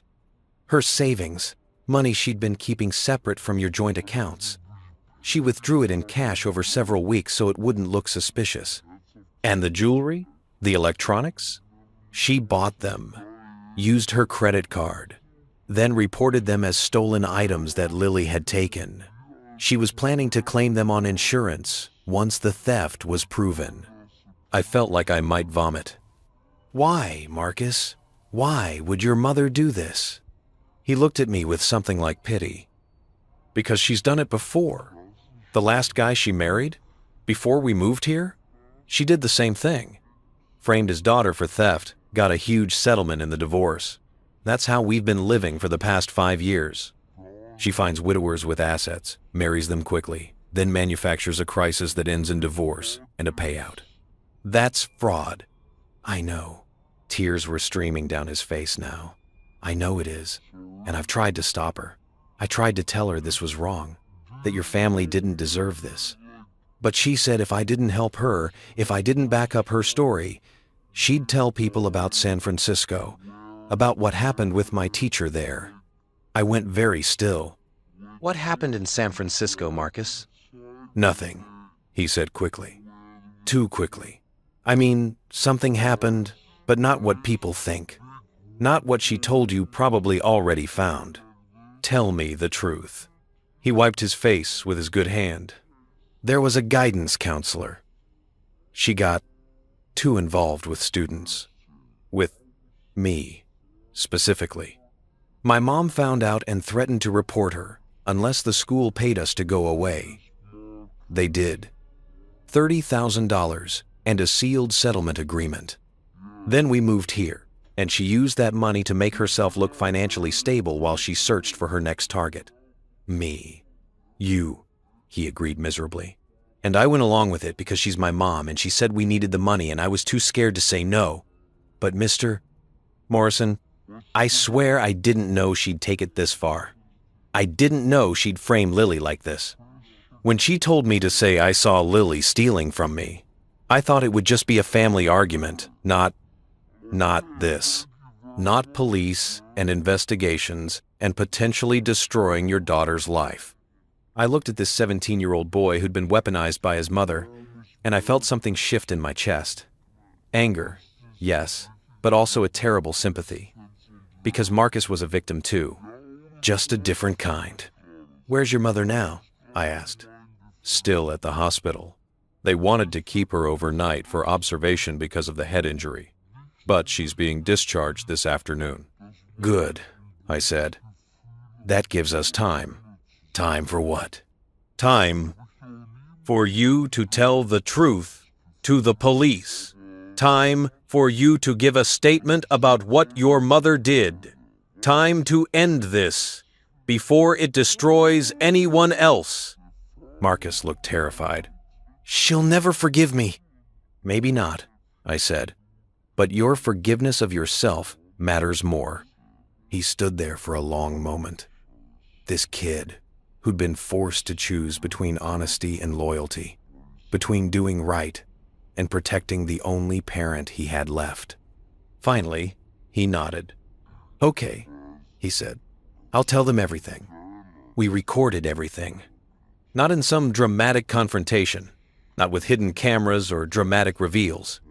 Just Marcus, sitting in my mother's living room with his broken arm resting on a cushion, talking into my phone's voice recorder while Lily sat on the stairs listening, and my mother made tea nobody would drink, and I tried to keep my hands from shaking with rage. "State your name for the record," I said. Though this wasn't official, wasn't legal yet, was just us trying to capture truth before it could be twisted. "Marcus Chen. I'm 17. I lived at 42 Maple Grove Drive with my mother, Rachel Chen, and my stepfather, David Morrison, and his daughter, Lily." His voice was steady, flat, almost, like he'd disconnected from the words he was saying, turned himself into a recording device that just happened to be shaped like a teenage boy. "Tell us what happened," I prompted. "Start from the beginning." Marcus took a breath. "My mom has been doing this for years. Not exactly the same thing every time, but variations. She targets men, widowers, usually, guys with assets and kids and grief they don't know how to carry. She's a guidance counselor. She knows how to read people, how to find their weak spots, how to make herself seem like the answer to problems they didn't know they could solve." Lily made a small sound on the stairs. I didn't look at her. Couldn't. If I saw her face right now, saw what this confirmation was doing to her, I might not be able to keep my voice steady enough to continue. "How many times has she done this?" I asked. "3 that I know of. Maybe more before I was old enough to understand what was happening. The first one I remember was when I was 12. A guy named Robert in Portland. He had 2 daughters. My mom married him. Then 6 months later, she was filing for divorce, claiming his older daughter had assaulted me. It wasn't true. Nothing happened.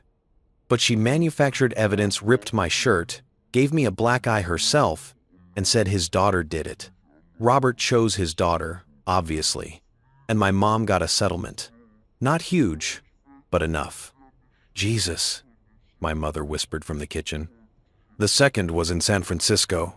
That one was more complicated. She started seeing this man named David." He paused, looked at me. "Same name as you, actually. Weird coincidence. He was a widower with a son about my age. She married him fast, like she did with you, but his son figured out what she was doing. He had evidence recordings of her talking to me about the plan, explaining how we'd accuse his son of dealing drugs and get David to choose between his kid and us. The son threatened to go to the police. My mom, she handled it." "How?" Marcus's face was pale. "She made it look like the son was unstable. Started leaving drugs in his room. Not real drugs, just stuff that looked like drugs. Made anonymous tips to his school. Got him suspended. Then she told David his son needed professional help, maybe inpatient treatment. Before it could get that far, the son ran away. Just packed a bag one night and left. He was 18, so legally he could. David tried to find him, but..." Marcus shrugged. "My mom got the divorce she wanted. Another settlement. We moved to Oakland. And then she found me," I said. "And then she found you," Marcus agreed. "Same pattern. Widower. Daughter. House with equity. She saw the obituary for your wife. Saw you had assets. Saw you posting in grief support groups. She joined the same group. Made herself visible. Helpful. Understanding. She's really good at understanding, you know? It's her job. She knows exactly what to say to make people feel seen." I thought about those early conversations with Rachel in the grief support group. How she'd seemed to understand loss in a way others didn't. How she'd quoted poetry about moving through darkness. How she'd made me feel less alone for the first time since Emma died. All of it calculated. All of it performance. "When did the plan start?" I asked.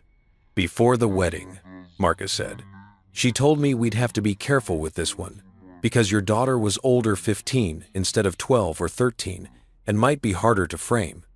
She spent the first few months just observing, learning Lily's routines, her habits, her weak spots.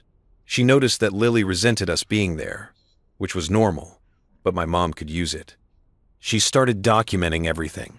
Anytime Lily rolled her eyes or talked back or seemed upset, my mom would write it down. Build a narrative of an angry, unstable teenager. Lily was crying now. Quiet, awful tears that she wasn't even trying to wipe away. Then she started the theft accusations, Marcus continued. Small things at first. My headphones, a hoodie, things that could have just been misplaced, but that she claimed were stolen. She made me back up the story. Say I saw Lily coming out of my room. I didn't want to, but she said if I didn't help her, we'd end up homeless. That I'd ruined her life by being born, that the least I could do was help her secure our future. She said you ruined her life? My mother asked, her voice sharp with outrage. Marcus nodded without looking at her. She says that a lot, when she's angry, that I destroyed her career, her marriage to my dad, everything. That she sacrifices everything for me, and I owe her. The psychology of it was textbook parental manipulation, emotional abuse, making a child feel responsible for adult problems. Rachel was a guidance counselor. She knew exactly what she was doing, knew how to twist a vulnerable kid into a weapon. Tell us about the money, I said. The $15,000. She withdrew it over 2 months. Small amounts each time, under $10,000 total from any single account so it wouldn't trigger bank reporting requirements. She kept it in a safe deposit box at a bank across town, not the one where you have your accounts. Then last week, she brought it home, counted it out on her bed, while I watched and told me this was our security. That once the divorce was finalized and you had to split assets with her, we'd be set. We could move somewhere nice. I could go to any college I wanted. Where did she get $15,000? I asked. Her salary isn't that high. The settlements, Marcus said. From the previous divorces. She's been saving, planning for the next one. This one, you. She's been saving, planning for the next one, and, quote, Rowan. I thought about my wedding vows. The promises I'd made to Rachel about partnership and trust and building a future together. While I was speaking those words, meaning them, she was already planning my financial destruction. When did she plant the evidence in Lily's closet? Yesterday afternoon. After Lily left for school and you were at work. She'd been collecting things for months, buying jewelry at estate sales, purchasing electronics, keeping receipts to later claim as stolen items. She arranged everything carefully in Lily's closet. Made it look like a hiding spot someone might use if they were stealing. Then she texted me to come home early from school and discover the missing money from my wallet. That was supposed to trigger the final accusation, the one that would make you have to choose between protecting your daughter or believing your wife. She knew I'd choose Lily. She was counting on it, Marcus said. That was the whole plan. Get you to choose your daughter over her, then use that choice as evidence that you prioritized your kid over the marriage. In divorce proceedings, she could claim abandonment, emotional distress, a hostile environment created by your daughter. With the theft accusations backed by police reports and physical evidence, she thought she could get at least half of everything, maybe more. But she didn't count on the tornado, my mother said. No, Marcus agreed. That changed things. When the warnings started coming in, when it was clear the storm was going to hit our area, she saw an opportunity. If the house was damaged or destroyed, the insurance payout would be even bigger. And if the evidence was discovered by police during a rescue operation instead of just by us during a search, it would be way more credible. So she told me to go to the basement with her, wait out the storm, then tell the rescue workers about the thefts. Make sure they looked in Lily's closet. She put you both in danger, I said. The tornado could have killed you. She said the basement was safe, that we'd be fine. And we got lucky. The house collapsed around us, but the basement held. When the rescue crews pulled us out, she did exactly what she planned. Told them about the thefts, about Lily, about where to look, and they found everything exactly where she'd left it. Marcus's voice finally cracked. I watched them photograph the evidence, bag it, label it, watch them talking about your daughter like she was a criminal, and I didn't say anything. I just stood there and let it happen because I was scared and stupid and I didn't know how to stop it anymore. You're stopping it now, I said quietly. That matters. Does it? He looked at me with eyes that were older than 17, aged by complicity and guilt. Lily could have been arrested, could have had a criminal record. Could have had her whole life destroyed. All because I didn't have the guts to stand up to my mother. You were a child being manipulated by an adult, my mother said firmly. That's not your fault, Marcus. Your mother is responsible for her actions. You're responsible for yours, and right now, your action is telling the truth. That takes courage. It takes being cornered, Marcus corrected. I wouldn't be talking if Mr. Morrison hadn't figured it out. But you are talking, Lily said from the stairs. Her voice was hoarse from crying. You're telling the truth now. That's more than she would do. Marcus looked at her. I'm sorry, Lily. I'm really, really sorry. You didn't deserve any of this. No, Lily said. I didn't. The simple acknowledgement hung in the air between them. Not forgiveness, it was too soon for that. Might always be too soon, but recognition.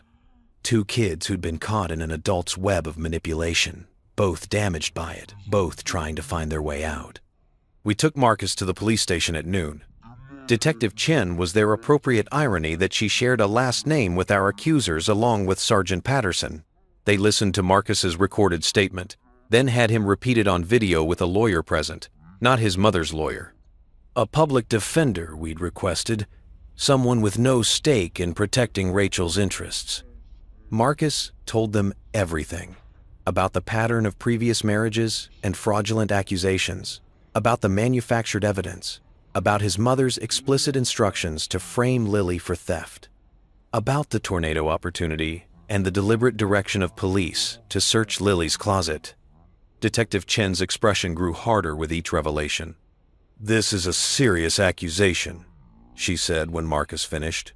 You understand you're claiming your mother committed fraud, conspiracy, and filing false police reports?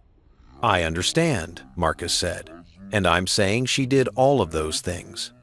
I have some proof text messages where she talked about the plan, though she was usually pretty careful. And I can tell you where to find more evidence. The safe deposit box where she kept the cash, the receipts for the jewelry and electronics she bought to plant in Lily's room, the bank records showing the withdrawals. Why should we believe you? Patterson asked, not unkindly, but skeptically. You admitted you lied to us already. How do we know this isn't just another version of a lie? Marcus looked at me, then at Lily, who'd insisted on coming. Because I'm done lying, he said simply. Because I watched what it did to an innocent person, and I can't live with that. Believe me or don't, but I'm telling you the truth now. Finally. That's one we want to do. Chen and Patterson exchanged glances. We'll need to investigate, Chen said. Verify what you're telling us. In the meantime, Mr. Morrison, we're going to need access to your financial records, your home, what's left of it, and any correspondence between you and your wife. You have full access to everything, I said. I want the truth to come out. What about my mom? Marcus asked quietly.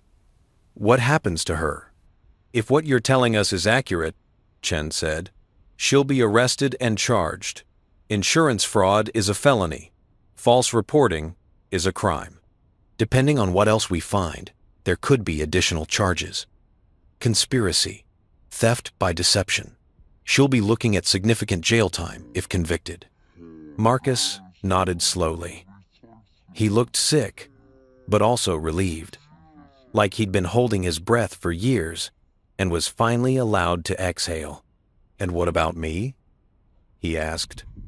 I helped her. I lied. Am I going to jail too? Sin. And that am I going to jail too? Send. Chen's expression softened slightly.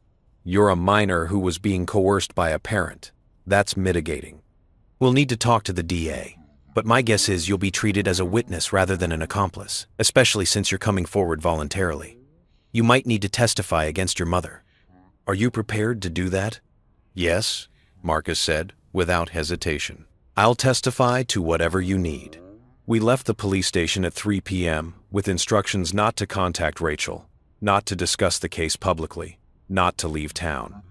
Marcus came with us. He had nowhere else to go, and Detective Chen had agreed he could stay at my mother's house pending the investigation and CPS assessment of his living situation. The drive back was quiet.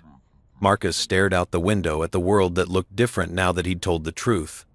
Lighter, maybe. Or maybe just more frightening because the consequences were real now, barreling toward him like a storm he'd called down on himself. Thank you, Lily said suddenly from the back seat, for telling the truth. Marcus turned to look at her. I should have done it sooner, before any of this happened. But you did it now, Lily said. That counts for something. Does it count enough for you not to hate me? Lily was quiet for a long moment. I don't know yet, she said finally. Maybe someday. But right now, I'm just trying to process that the past 6 months of my life were a lie. That your mother married my dad specifically to steal from us. That every nice thing she said, every family dinner, every time she pretended to care, it was all fake. All of it. I know, Marcus said, and I'm sorry. I know that doesn't fix anything, but I am. It doesn't fix it, Lily agreed. But it's a start. Rachel was arrested at 6 p.m. while she was still at the hospital being discharged. Detective Chen called to tell me, said they'd executed a warrant for the safe deposit box and found not only the withdrawal records Marcus had mentioned, but also a notebook. A planning notebook, where Rachel had documented everything.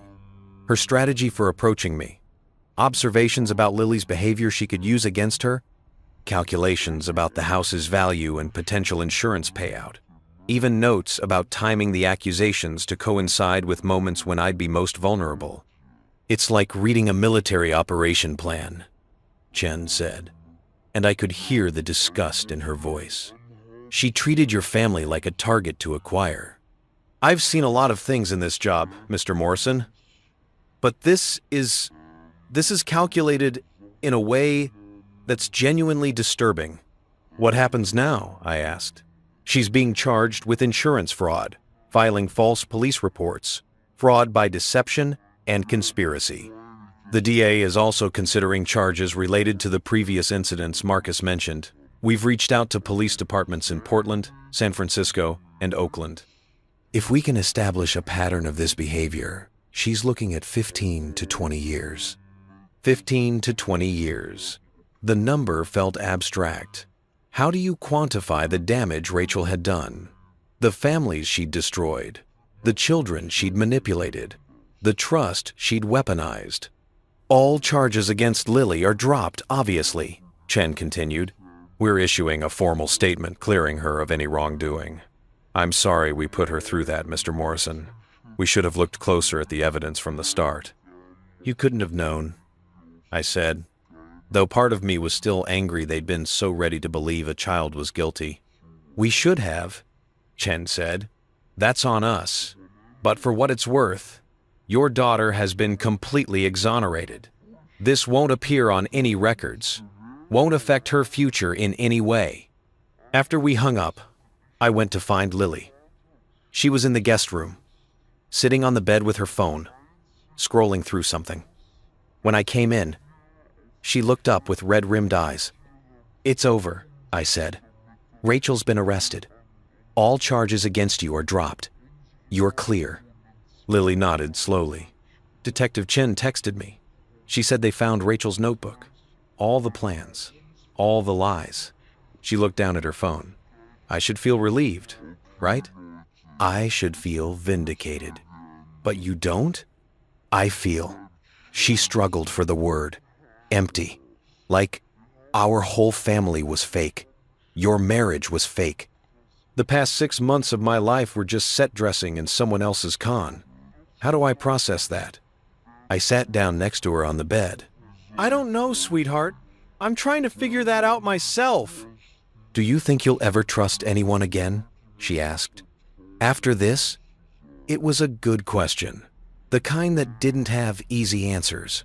I think I'll be more careful, I said finally. I'll take things slower. Pay attention to red flags instead of explaining them away. But trust? Eventually, yes. I have to believe that. Because the alternative is living in fear forever. And that's not living at all. Lily leaned against my shoulder. I'm glad you chose me, she said quietly. When it came down to it, I know it was hard, but I'm glad you chose me. It wasn't hard, I said, and meant it. You're my daughter. That choice was the easiest thing I've ever done.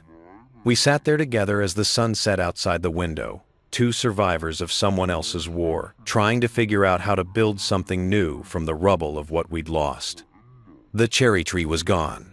The house was destroyed. Rachel's mask had finally, fully slipped. But we were still here, still standing, still choosing each other. And maybe that was enough for now. Maybe that was everything. The call came 3 days after Rachel's arrest. 3 days of living in my mother's house like refugees from our own lives, watching news coverage of the tornado cleanup, while avoiding the reporters who'd figured out that the elaborate fraud scheme involving blended family was more interesting than wind damage. 3 days of Lily barely eating, Marcus barely speaking, and me trying to hold together a household that consisted of 2 traumatized teenagers and 1 exhausted grandmother who kept making too much food because that's what she did when things were broken beyond her ability to fix. The phone rang at 7 a.m. on Sunday. My mother's landline, the number nobody used except telemarketers and people calling from institutions where cell phones weren't allowed. Don't answer it, my mother said when she saw me reaching for the receiver. It's probably her. It's probably her. She was right. The automated voice announced, "You have a collect call from Rachel Morrison, an inmate at County Detention Center. Press 1 to accept charges, press 2 to decline." I should have pressed 2. Should have hung up, blocked the number, moved on with my life. But there was a part of me, the part that had loved her once, or thought I had, that needed to hear what she'd say now that the mask was completely off. I pressed 1. David. Rachel's voice came through the line, and it was different than I'd ever heard it. Not calm and composed, not reasonable and measured, raw, almost desperate. "Thank God. I've been trying to reach you for days. They wouldn't let me call until this morning. David, we need to talk." "We don't need anything," I said. My mother was watching me with worried eyes. Marcus had appeared in the doorway, his face pale. "You're in jail where you belong." "I'm in jail because your daughter manipulated my son into lying," Rachel said. "And the sheer audacity of it took my breath away. David, you have to listen to me." Marcus is confused. He's been coerced. Lily got to him somehow, convinced him to tell this ridiculous story about me planning some elaborate scheme. "I heard the recording," I interrupted. "Marcus told us everything. The previous marriages, the settlements, the notebook where you documented your entire plan to defraud me. There's evidence, Rachel. Physical evidence." A pause. When she spoke again, her voice had changed. Softer, more vulnerable. The guidance counselor voice, the one she used when trying to build rapport. "David, I know how this looks. I know. It seems damning. But you have to understand, I was trying to protect our family. Lily was stealing. She was destroying our marriage from the inside. Everything I did was to try to save what we had. You planted evidence in a child's closet. I secured evidence that was already there, I know Lily has you convinced she's innocent, but David, think about it logically. Why would I frame my own stepdaughter? What would I possibly gain? $500,000 in insurance money and a generous divorce settlement? I said flatly. That's what you'd gain. That's what you've gained 3 times before. Another pause. Longer this time. Marcus told you about Portland and San Francisco. He told us everything. Then he told you lies.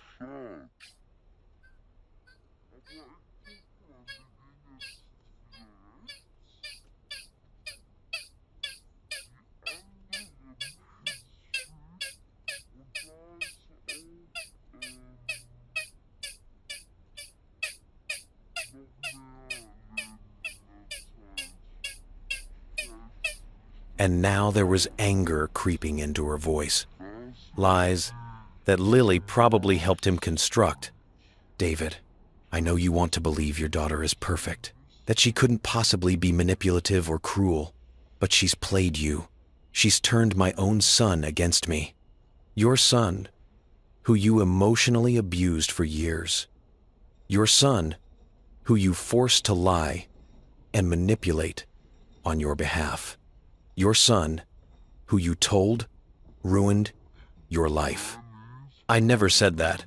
He recorded some of your conversations. I lied. Marcus hadn't, but I wanted to see how she'd react. We have audio of you telling him he destroyed your career, that he owes you everything. Silence on the other end. Not the silence of someone caught in a lie, but the silence of someone recalculating. I could almost hear her mind working, adjusting strategy, finding a new angle of attack. Okay, she said finally. Okay, yes. I said some things I shouldn't have when I was angry. I'm not perfect, David. I'm a single mother who's been struggling for years to provide for my son while dealing with the trauma of a difficult divorce and a career setback that wasn't my fault. Sometimes I lash out. Sometimes I say things I don't mean. But that doesn't make me a criminal. The evidence makes you a criminal. The notebook makes you a criminal. The pattern of behavior across multiple states makes you a criminal. That notebook was therapy, she said quickly. My counselor suggested I journal my feelings about the challenges of blending our family. I wrote things that sound bad out of context, but were just me processing my emotions privately. It's not evidence of a plan. It's evidence of a woman trying to cope with a difficult situation. The lie was smooth, practiced. If I hadn't seen the notebook myself, Detective Chen had shown me photographs, I might have believed it. But I'd read Rachel's neat handwriting documenting acquisition timeline, asset assessment, and optimal extraction strategy. There was no way to spin that as therapy. Journaling. Your lawyer should be telling you not to call me, I said. This conversation is being recorded. Anything you say can be used against you. I don't care about the recording, Rachel said, and now she was crying. Real tears. I could hear them in her voice. I care about my family. David, please. I made mistakes. I can admit that. But we can work through this. We can get counseling, rebuild trust, start over. Don't let one mistake destroy everything we built together. When I was inexperienced in Everything we built was a lie. It wasn't all lies, she insisted. I did care about you. I do care about you. Maybe it started as strategy, but it became real. You have to believe that. Did I? Could any part of what we'd shared been genuine when the foundation was fraud? Could you love someone while actively planning their destruction? I don't believe anything you say anymore, I told her. And Rachel, you should know that Marcus is safe. He's staying with us. He's getting therapy. He's being treated as a witness, not an accomplice. And he's never going back to you. The sound she made was almost inhuman. A strangled cry that could have been grief or rage or some terrible combination of both. You turned my son against me. You poisoned him. He's mine, David. He's my child. You can't just steal him. I'm not stealing him. I'm giving him a choice. Something You never did. He's 17. He's a minor. I have parental rights, which you'll lose when you're convicted, I said. The DA is very interested in your pattern of child endangerment and emotional abuse. Even if, by some miracle, you beat the fraud charges, you're not getting Marcus back. This is Lily's fault, Rachel hissed, and all pretense of vulnerability was gone now. That little bitch has destroyed everything. She couldn't handle having a mother figure, couldn't handle sharing you, so she manipulated everyone into thinking I'm the villain. But I see through her, David. I always have. She's just like Emma, selfish, manipulative, playing the victim while destroying everyone around her. The mention of Emma's name in that context made something snap inside me. Don't, I said, my voice dangerously quiet. Don't you ever speak about my wife like that. Emma was worth 10 of you, 100 of you. And Lily is her daughter, kind and honest and everything you could never be. Kind? Rachel laughed bitterly. Honest? Wake up, David. Your precious daughter has been playing you from the start. The sad orphan act, the tears, the I miss my mommy routine, it's all manipulation. She wanted you to herself, and now she has you. Congratulations to her. She won. This isn't a game. Everything is a game, Rachel said, and your daughter just played it better than I did. But David, when you figure out who she really is, when you see through her act the way I did, don't come crying to me. I tried to warn you. I tried to show you the truth. But you were too blinded by grief and guilt to see it.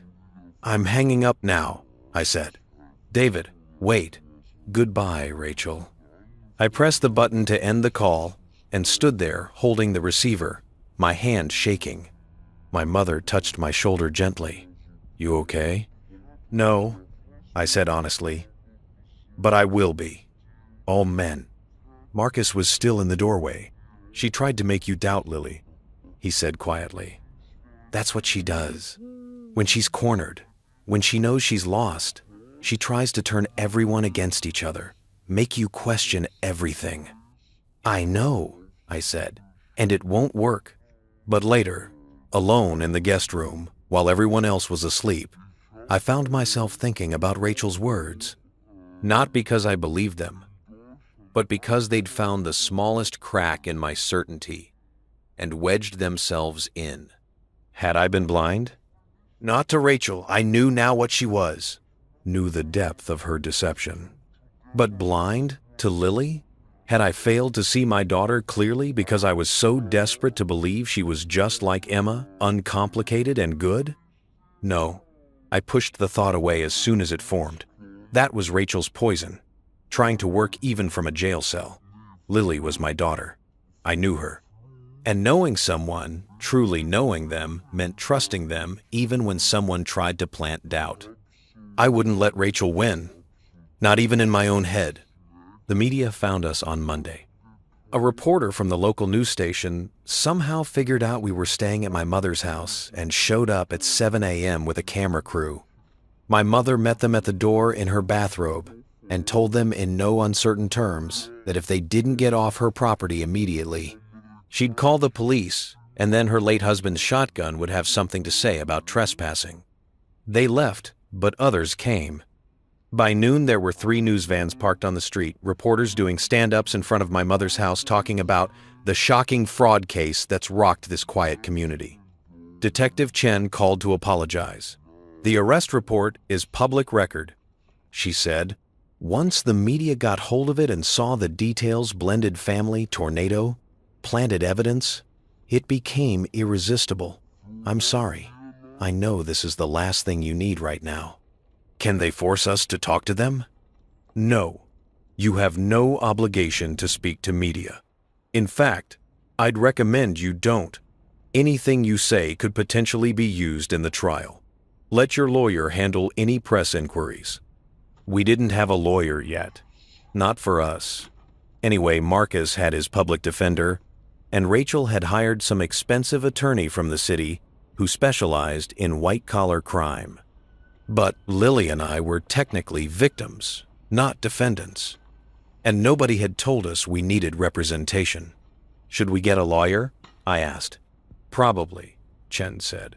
Rachel's attorney has been making noise about filing a lawsuit against you for parental alienation regarding Marcus. It won't go anywhere. The kid is 17 and made his own choice, but it could get messy. You'll want someone to handle it. I called Rob Hutchins, the family attorney who'd been helping informally. He agreed to represent us officially and scheduled a meeting for Tuesday. In the meantime, we were prisoners in my mother's house. The reporters camped outside, made it impossible to leave without being swarmed by cameras and microphones, and shouted questions. Mr. Morrison, how does it feel to discover your wife was defrauding you? Lily, do you have a comment about the accusations against you? Marcus, why did you turn on your mother? Lily stopped opening the curtains. Marcus stopped going near windows. My mother started screening all calls, and I spent hours on the phone with the insurance company, trying to navigate the claim on our destroyed house while explaining that no, my estranged wife, who is currently in jail for fraud, was not authorized to make decisions about the payout. This is unprecedented, the insurance adjuster said for the third time. We've never had a claim where one of the policyholders was arrested for attempting to defraud us on the same property. We're going to need to involve our legal department. How long will that take? Weeks. Maybe months. These things are complicated. Cruz. Weeks. Indu. Weeks. Maybe months. Everything was complicated. The house claim was complicated. The divorce would be complicated. Marcus's custody situation was complicated. And somewhere in the middle of all this complication were two kids who just wanted to feel safe and normal again. On Tuesday afternoon, while I was meeting with Rob Hutchins about legal strategy, Lily and Marcus were in the living room, doing homework or pretending to, mostly just sitting with textbooks open while staring at nothing when the doorbell rang. My mother answered it, expecting another reporter. Instead, she found a woman in her mid-30s with kind eyes and a leather satchel. I'm looking for Marcus Chen, the woman said. My name is Dr. Sarah Vance. I'm from Child Protective Services. Marcus heard his name and came to the door. I'm Marcus. Dr. Vance smiled gently. Hi, Marcus. I'm here to do a home assessment and check in with you about your current living situation. Can we talk? They sat in the kitchen, Marcus, Dr. Vance, and my mother as the responsible adult present. Lily hovered in the doorway, worried. First of all, Dr. Vance said, pulling out a tablet, I want you to know this isn't punitive. You're not in trouble. We just need to make sure you're safe and that this placement is appropriate while your mother's legal situation is resolved. I'm safe, Marcus said. Mrs. Morrison, David's mother. She's been really kind. They all have been. They all have been, David. They all have been Reesed. They all have been mine. They all have been minus. They all have been Reese's. They all have been Reesed. I'm glad to hear that. Can you tell me why you're not staying with other family? Grandparents, aunts, uncles? Marcus's face clouded. My dad lives in Seattle. We're not close. He remarried and has other kids. I don't think he'd want me. And my mom's parents. They died when I was little. There's no one else. Dr. Vance made notes. And you're comfortable here? With David Morrison and his daughter Lily? Given the circumstances? Yes, Marcus said firmly. They didn't have to take me in. They could have let me go into foster care. But they didn't. Even after everything my mom did to them, they're helping me. That speaks well of them, Dr. Vance said. She turned to my mother. Mrs. Morrison, are you prepared to serve as Marcus's guardian while this situation is resolved? It could be months before the court determines permanent placement. My mother didn't hesitate. Yes, he's a good kid who got caught in a terrible situation. He deserves stability. And the living arrangements are adequate? You have space for him? We're managing. It's tight, but we're family. We make it work. Dr. Vance smiled. I'll need to see his sleeping area. Do a basic home safety check. Standard procedure. But based on this conversation, I don't anticipate any issues. Marcus, you should know that your mother's attorney has filed for emergency custody, arguing that you're being held against your will. Marcus's expression hardened. I'm not. I'm 17. I can choose where I live. Can't I? At 17, the court will take your preferences very seriously. Yes, especially given the circumstances. But there will be a hearing. You'll need to testify about why you want to stay here, rather than with another family member or in state custody. I'll testify, Marcus said. I'll tell them the truth, that my mom is manipulative and abusive, and I don't feel safe with her. That the Morrisons are the first people in years who've treated me like I matter for something other than what I can do for them. Dr. Vance's expression softened. Okay, we'll make sure your voice is heard. She turned to include Lily in her attention. And, Lily, how are you handling all this? It must be strange having someone move in after they participated in hurting you. Lily came fully into the kitchen. It is strange, she admitted. But Marcus is different from his mom. He told the truth when it mattered. That counts for something. Are you two getting along? We're coexisting, Lily said carefully. We're not friends, but we're not enemies either. We're just two people trying to survive the same disaster. That's a mature way to look at it, Dr. Vance said. She spent another 20 minutes doing her assessment, checking smoke detectors, looking at Marcus's makeshift bedroom in the converted den, asking questions about school and meals and emotional support. When she left, she shook everyone's hands. I'll submit my report recommending that Marcus remain in this placement. You should hear about the custody hearing within 2 weeks. In the meantime, if you need anything counseling, resources, financial assistance, anything, call me. After she left, Marcus sat at the kitchen table with his head in his hands. I didn't think it would be this hard, he said quietly. Telling the truth, I thought once I said it out loud, once everyone knew, it would be over. But it's not over. It's just beginning. My mother put her hand on his shoulder. The truth is just the first step, honey. Healing takes longer. I came home from the lawyer's office to find them all in the kitchen, my mother making dinner, Marcus setting the table with his good arm, Lily chopping vegetables. They looked like a family, almost. A strange, cobbled-together, trauma-bonded family, but a family nonetheless. How did it go? My mother asked. Rob says we have a strong case, I reported. For the divorce, for custody of Marcus, if we want to pursue that, for damages against Rachel if she has any assets left after legal fees. He also says the DA's case against Rachel is solid. Multiple counts, multiple jurisdictions. She's looking at serious prison time. Good, Lily said fiercely. She deserves it. Yes, I agreed. She does. Does. Does. Does. Does. Does. Does. Does. Does. Intend. We ate dinner together that night, spaghetti and garlic bread, simple and ordinary and exactly what we needed.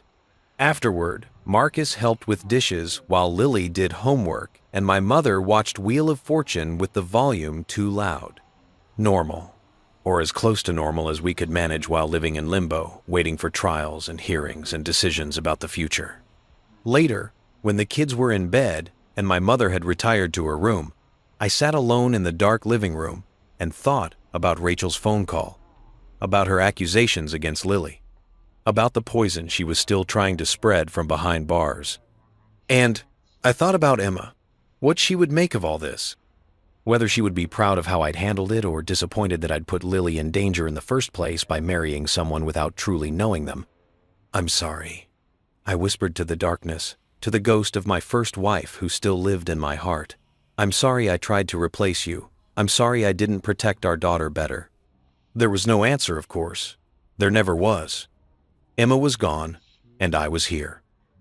And I had to live with my choices. But I'd made the right choice in the end. Choosing Lily, believing her, fighting for her.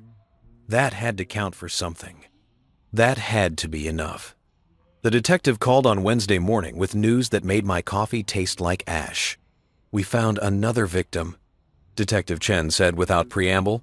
Actually, the victim found us. Woman named Patricia Morrison, the one from the civil suit Marcus mentioned. She saw the news coverage and reached out. I set down my mug carefully, like it might shatter if I moved too fast. What did she say? She wants to testify. Says Rachel's harassment campaign against her was much worse than what appeared in the civil complaint. Death threats, vandalism, a systematic effort to destroy her career and reputation. She's been in therapy for 3 years, trying to recover from what Rachel put her through. Why didn't she press criminal charges at the time? Same reason a lot of victims don't. She was exhausted, scared, and Rachel's lawyer convinced her that a settlement was the fastest way to make it stop. But now that she knows Rachel kept doing this to other people, she wants justice. She's willing to testify about the pattern of behavior. I thought about Patricia Morrison, whoever she was, living with the trauma of Rachel's manipulation for 3 years. How many others were out there? How many people had Rachel destroyed before someone finally stopped her? There's more, Chen continued. We contacted the school districts where Rachel worked. Jefferson High in San Francisco was very careful about what they'd tell us, lawyers, NDAs, all that. But we got a subpoena, and the file they turned over is, David, it's bad. How bad? The inappropriate relationship Marcus mentioned? It wasn't just emotional manipulation. There were explicit text messages between Rachel and the student. Photographs. She was grooming him. The school wanted to press charges, but the family accepted a settlement instead. Rachel resigned, signed an agreement never to work with minors again, and moved to Oakland. My stomach turned, but she kept working as a guidance counselor. At schools, with kids. She lied on her employment applications. Said she left Jefferson for personal reasons. Gave references from people who didn't know about the investigation. Oakland never checked her credentials properly. Neither did the school here. She slipped through the cracks. Jesus Christ. I thought about Marcus, about what Rachel had put him through, about all the students she'd had access to over the years. Is that student willing to testify? He is now. He's 24, in therapy, and angry. Says he tried to move on, tried to forget, but seeing the news made him realize Rachel was still out there hurting people.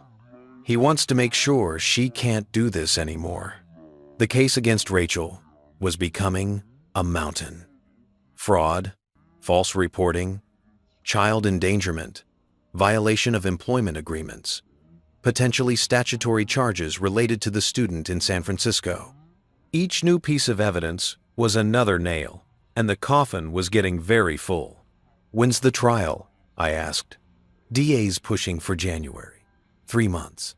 Rachel's lawyer is trying to delay, but the judge isn't having it. There's too much evidence, too many victims. This is going to court. 3 months, 90 days to hold everything together while we waited for Rachel to face consequences. 90 days of media attention and legal maneuvering and living in limbo. There's one more thing, Chen said, and something in her voice made me grip the phone tighter. We found Rachel's storage unit. Marcus gave us the location, said his mom kept things there, stuff from the previous marriages. David, it's like a trophy collection. What do you mean? Photos, documents, personal items from each of her victims. Your wedding album is there, pictures of Lily, Emma's death certificate. It's like she was collecting souvenirs of the families she destroyed. The image made my skin crawl. Rachel in some storage facility, looking through mementos of the lives she'd ruined, perhaps reliving her victories. It was sociopathic. Beyond manipulation, into something darker. I'm sorry, Chen said quietly. I know this keeps getting worse, but I thought you should know. The DA might want you to see the storage unit contents. Decide if you want to press additional charges for theft of personal property. 140. End quote. The day. She stole our wedding album? Among other things, insurance documents, Emma's jewelry that you didn't know was missing, a lock of Lily's baby hair that was in a keepsake box in your attic. She went through everything, David, took pieces of your life and stored them away. I felt violated in a way I hadn't even when I'd learned about the fraud. The fraud was about money, about practical gain. But this stealing memories, hoarding pieces of our grief, this was cruelty for its own sake. I want to see it, I said. The storage unit. I want to see what she took. I'll arrange it. Chen said. But David, bring someone with you. This isn't something you should see alone. I brought my mother. Not Lily, she'd been through enough already. Not Marcus, he didn't need to see more evidence of his mother's pathology. Just Mom, who'd held my hand through Emma's funeral and Lily's nightmares and every crisis in between, who was steady when everything else was falling apart. The storage facility was on the edge of town, one of those sprawling complexes with orange doors and combination locks and security cameras that probably never worked. Unit 247, second floor, at the end of a hallway that smelled like mildew and old cardboard. Detective Chen met us there with a key and an evidence technician. Everything's been photographed and cataloged, she said. But we thought you should see it in context, understand the full scope. She unlocked the door and rolled it up. The unit was organized. That was the first thing I noticed. Not chaotic or random, but arranged like a museum exhibit. Boxes labeled by location and date. Portland, 2018 to 2019. San Francisco, 2019 to 2021. Oakland, 2021 to 2023. And finally, Morrison, 2024. Morrison, 2024. Each box contained pieces of a destroyed family. Chen pulled out the Morrison box first. I recognized the wedding album immediately. White leather, gold embossing, the one Lily and I had put together with photos from the small ceremony. Inside were pictures of me and Rachel smiling, Lily in her lavender dress trying to smile, Marcus standing stiffly in his suit. Rachel had written notes in the margins. D, very susceptible to sympathy. L, resentful but controllable. Timeline, 6 to 8 months optimal. My mother made a small sound of disgust. Beneath the album were Emma's things. Her wedding ring, I'd kept it in a box in my dresser, thought I'd misplaced it months ago. A photo of Emma and Lily at the beach, the one that used to sit on my nightstand. The lock of Lily's baby hair from the hospital. Blonde and impossibly soft, kept in a tiny Ziploc bag. Why would she take these? I asked, even though I knew Chen probably didn't have an answer. Control, my mother said quietly. She was studying you, learning your weak points. Emma's things represented grief. She could manipulate. The evidence tech was going through other items, insurance documents with notes about coverage limits. A copy of Emma's death certificate with calculations in the margin how long until remarriage was socially acceptable, optimal timing for moving in, property records for our house with the equity circled in red. It was all so calculated, so cold.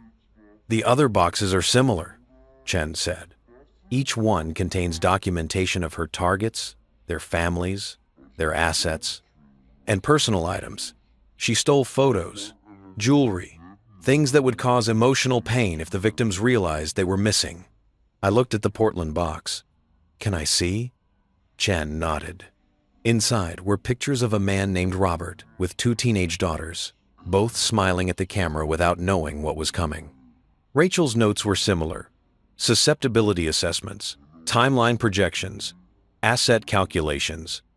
There was a necklace that probably belonged to one of the daughters, a father-daughter dance photo, a report card with an A+ circled. The San Francisco box was thicker, More photos, more documentation, and something else. A flash drive, labeled insurance. What's on that? I asked. Recordings, Chen said. Rachel recorded conversations with her targets. Sometimes they knew, sometimes they didn't. She'd use the recordings later if she needed leverage, or just to relive the manipulation. The DA thinks she has a personality disorder, narcissism, combined with sociopathy. This kind of trophy keeping is consistent with that diagnosis.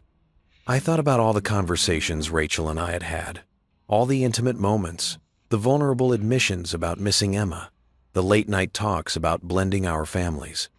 Had she been recording those too? Storing them away for later use? Is there a recording of me? I asked. Chen's expression was uncomfortable. Yes. Several. Do you want to hear them? No. I couldn't. Couldn't listen to my own voice talking to someone I'd thought was my partner while she was actually documenting ammunition for my destruction. But the DA should have them. Whatever helps the case. We spent another 20 minutes in that storage unit, going through the evidence of Rachel's systematic cruelty. With each box, each stolen item, each calculated note, the picture became clearer. This wasn't someone who made mistakes or bad choices. This was a predator who'd refined her technique over years, who studied her prey with scientific precision, who took genuine pleasure in the destruction she caused. When we finally left, stepping out into afternoon sunlight that felt too bright, too cheerful for what we'd just witnessed, my mother took my hand like I was 6 years old again. She's sick, Mom said. Truly, deeply sick. And it's not your fault you didn't see it. I should have seen it. No one sees it, David. That's the point. People like Rachel are expert at hiding what they are. They're experts at being exactly what their victims need until they're ready to strike. Patricia Morrison saw it. She tried to warn people. No despecter, end quote. And no one believed her because Rachel was that good at playing the victim. That's how this works. The real victims get painted as crazy or vindictive while the abuser maintains their mask. My mother squeezed my hand. You're a good man who trusted the wrong person. That doesn't make you stupid. It makes you human. We drove home in silence, both processing what we'd seen. When we pulled into Mom's driveway, I saw Lily and Marcus sitting on the porch steps, clearly waiting for us. How bad was it? Lily asked when I got out of the car. I thought about lying, about protecting her, but she deserved the truth. Worse than I imagined, but also exactly what we needed. What do you mean? I mean, there's so much evidence against Rachel that there's no way she doesn't go to prison for a very long time. Every piece of cruelty, every stolen item, every calculated manipulation, it's all documented. She documented it herself. Marcus looked sick. She kept trophies? Yes, I said gently. From all of you, all her victims. Am I in there? In the boxes? I exchanged a glance with my mother. Yes, I admitted. Photos, notes about you. It's evidence of how she manipulated you too, Marcus. You were a victim in this, just like the rest of us. He nodded slowly, processing. Can I see it? The box? Why would you want to?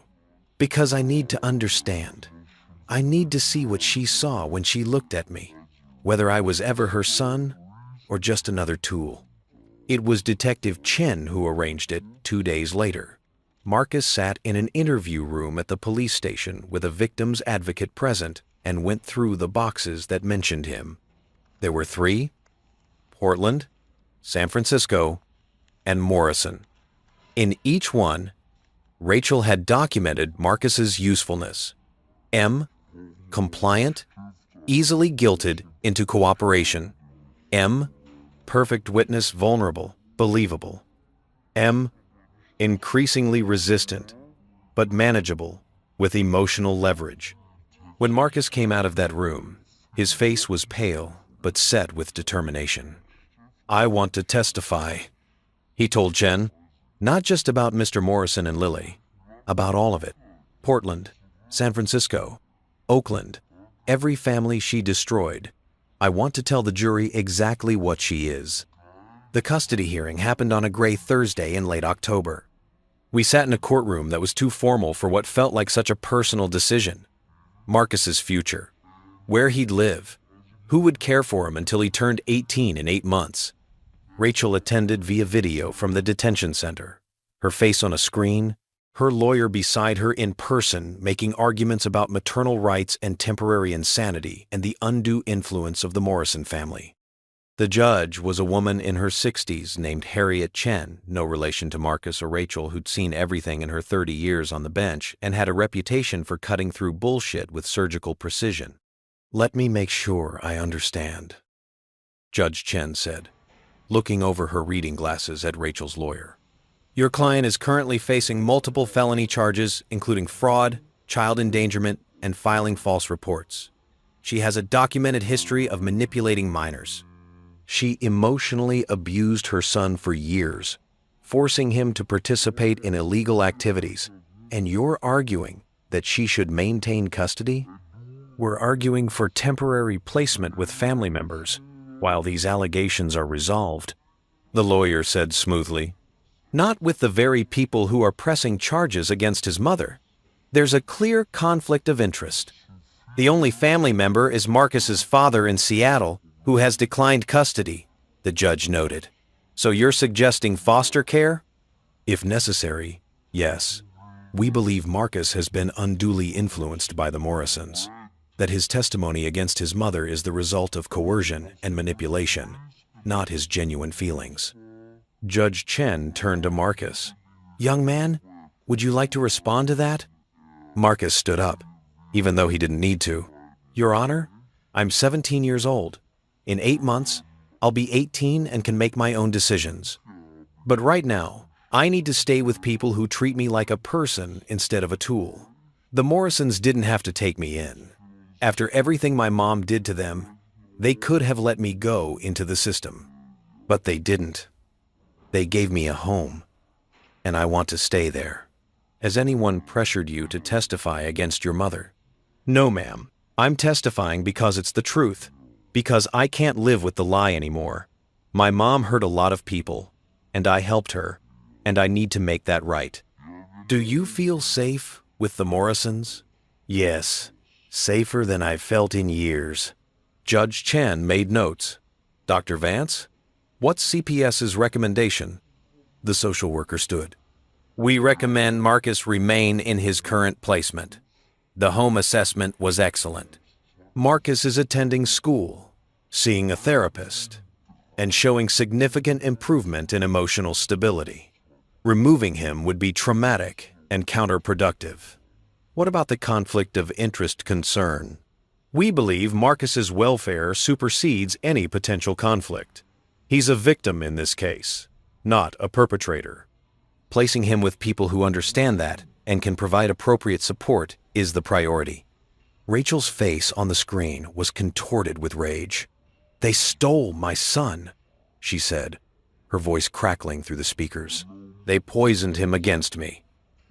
"Your Honor, I have rights." "You have the right to remain silent," Judge Chen interrupted.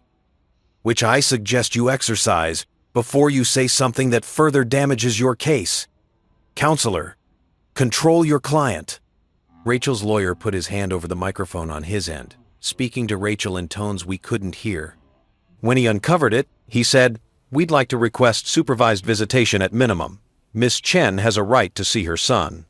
Judge Chen looked at Marcus. "Do you want to see your mother?" Marcus was quiet for a long moment. When he spoke, his voice was steady. "No, Your Honor, not right now. Maybe someday, when I've had more therapy. When I can face her without feeling like I'm being pulled back into her control. But not now." "Very well." Judge Chen made her decision without further deliberation. "Marcus Chen will remain in the custody of David Morrison, pending resolution of the criminal case against Rachel Chen, or until Marcus reaches the age of majority. Whichever comes first. No visitation will be granted at this time, though Marcus may request it in the future if he chooses." This court finds that Marcus's welfare is best served by stability and distance from the traumatic situation his mother created. Miss Chen, when and if you're released from custody, you may petition for visitation. But I'll warn you now, any attempt to manipulate or coerce your son will result in permanent termination of your parental rights. Do you understand? Rachel's face on the screen was frozen in fury, but her lawyer spoke for her. We understand, Your Honor. Good. We're adjourned. The gavel came down with a crack that sounded like a door closing, or maybe opening, depending on how you looked at it. We celebrated that night with pizza and ice cream, the kind of simple joy that felt revolutionary after weeks of stress and uncertainty. Marcus ate 3 slices and looked lighter somehow, like a weight had been physically removed from his shoulders. Thank you, he said to me quietly, while Lily and my mother argued about whether pineapple belonged on pizza, for not giving up on me, for giving me a chance to be better than what she made me. You were always better than that, I said. You just needed permission to show it. Will you be okay if I call you Dad? He asked suddenly, the question tumbling out like he'd been holding it in. Not to replace my real dad, but you're more of a father to me than he ever was. And I don't know what else to call someone who saves you. My throat was tight.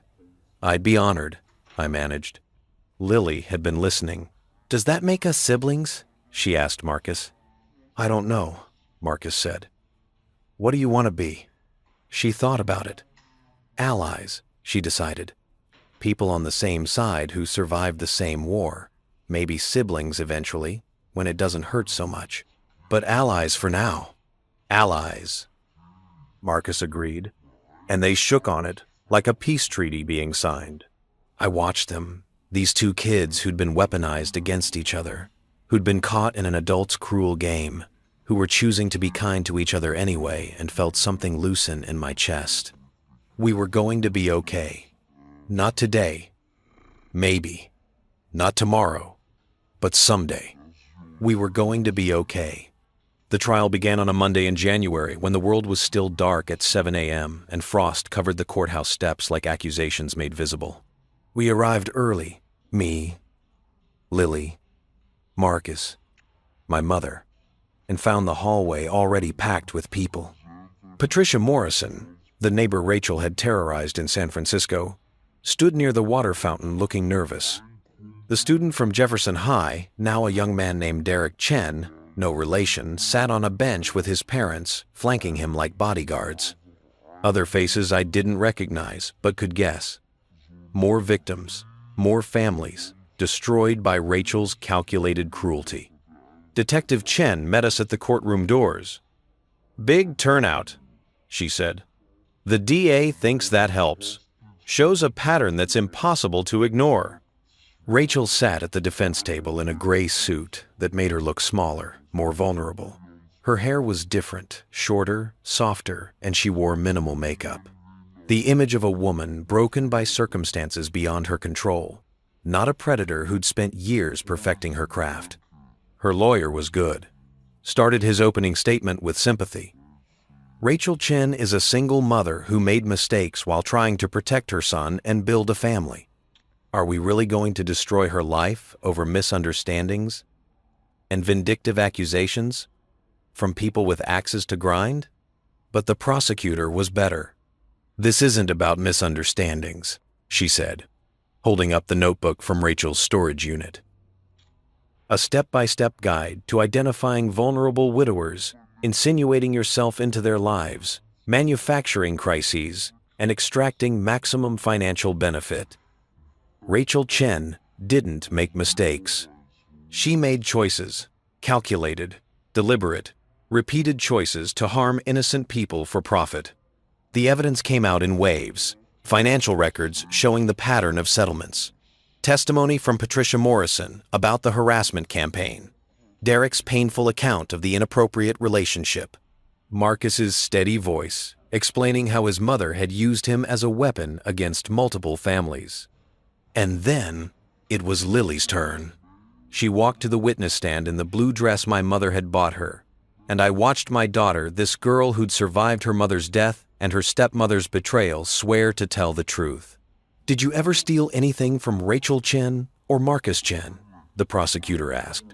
No, "Ma'am, did you know there was money and stolen items in your closet?" not until the police found them. I'd never seen any of it before. "How did that make you feel? Being accused of theft?" Lily's voice was steady. Like I was being erased. Like nothing I said mattered because someone had decided who I was, and the truth couldn't compete with their lies. Rachel was staring at her with an expression I couldn't read. Hatred, maybe, or envy that Lily could tell the truth when Rachel had forgotten how. The trial would last 3 weeks. But sitting there, watching my daughter refuse to be broken, I already knew how it would end. The verdict came on a gray February morning that felt like exhaling after holding your breath for months. Guilty on all counts. Rachel's face stayed blank when the jury foreman read the words, but her hands gripped the table hard enough that I could see her knuckles turn white even from where we sat 3 rows back. Her lawyer put a hand on her shoulder, perfunctory, professional, and she shrugged it off like his touch burned. Sentencing was scheduled for 2 weeks later, but we already knew 15 to 25 years. The DA had been clear about what she'd ask for, what Rachel's pattern of behavior warranted. "It's over," Lily whispered beside me, and I heard the disbelief in her voice, like she'd been bracing for disappointment so long she'd forgotten how victory felt. "It's over," I confirmed. Marcus sat on my other side, crying quietly. Not for his mother, he'd grieved that relationship months ago, but for something else. Relief, maybe. Or the strange sorrow that comes when you finally cut free from something that's been slowly killing you. We didn't attend the sentencing. The prosecutor said we didn't need to be there, that our victim impact statements would speak for us. Lily had written hers the night before, words that made me cry when she read them aloud. "Rachel Chen tried to erase me, but I'm still here, and I'm going to be okay." The judge gave Rachel 18 years, no parole eligibility for 12. By the time she got out, Lily would be in her 30s. Marcus would be middle-aged. I'd be retirement age, if I made it that long. Justice, measured in decades of a life, Rachel wouldn't get to live. The insurance money came through in March, enough to rebuild the house, though we decided not to. Too many ghosts in that foundation, too many memories soaked in betrayal.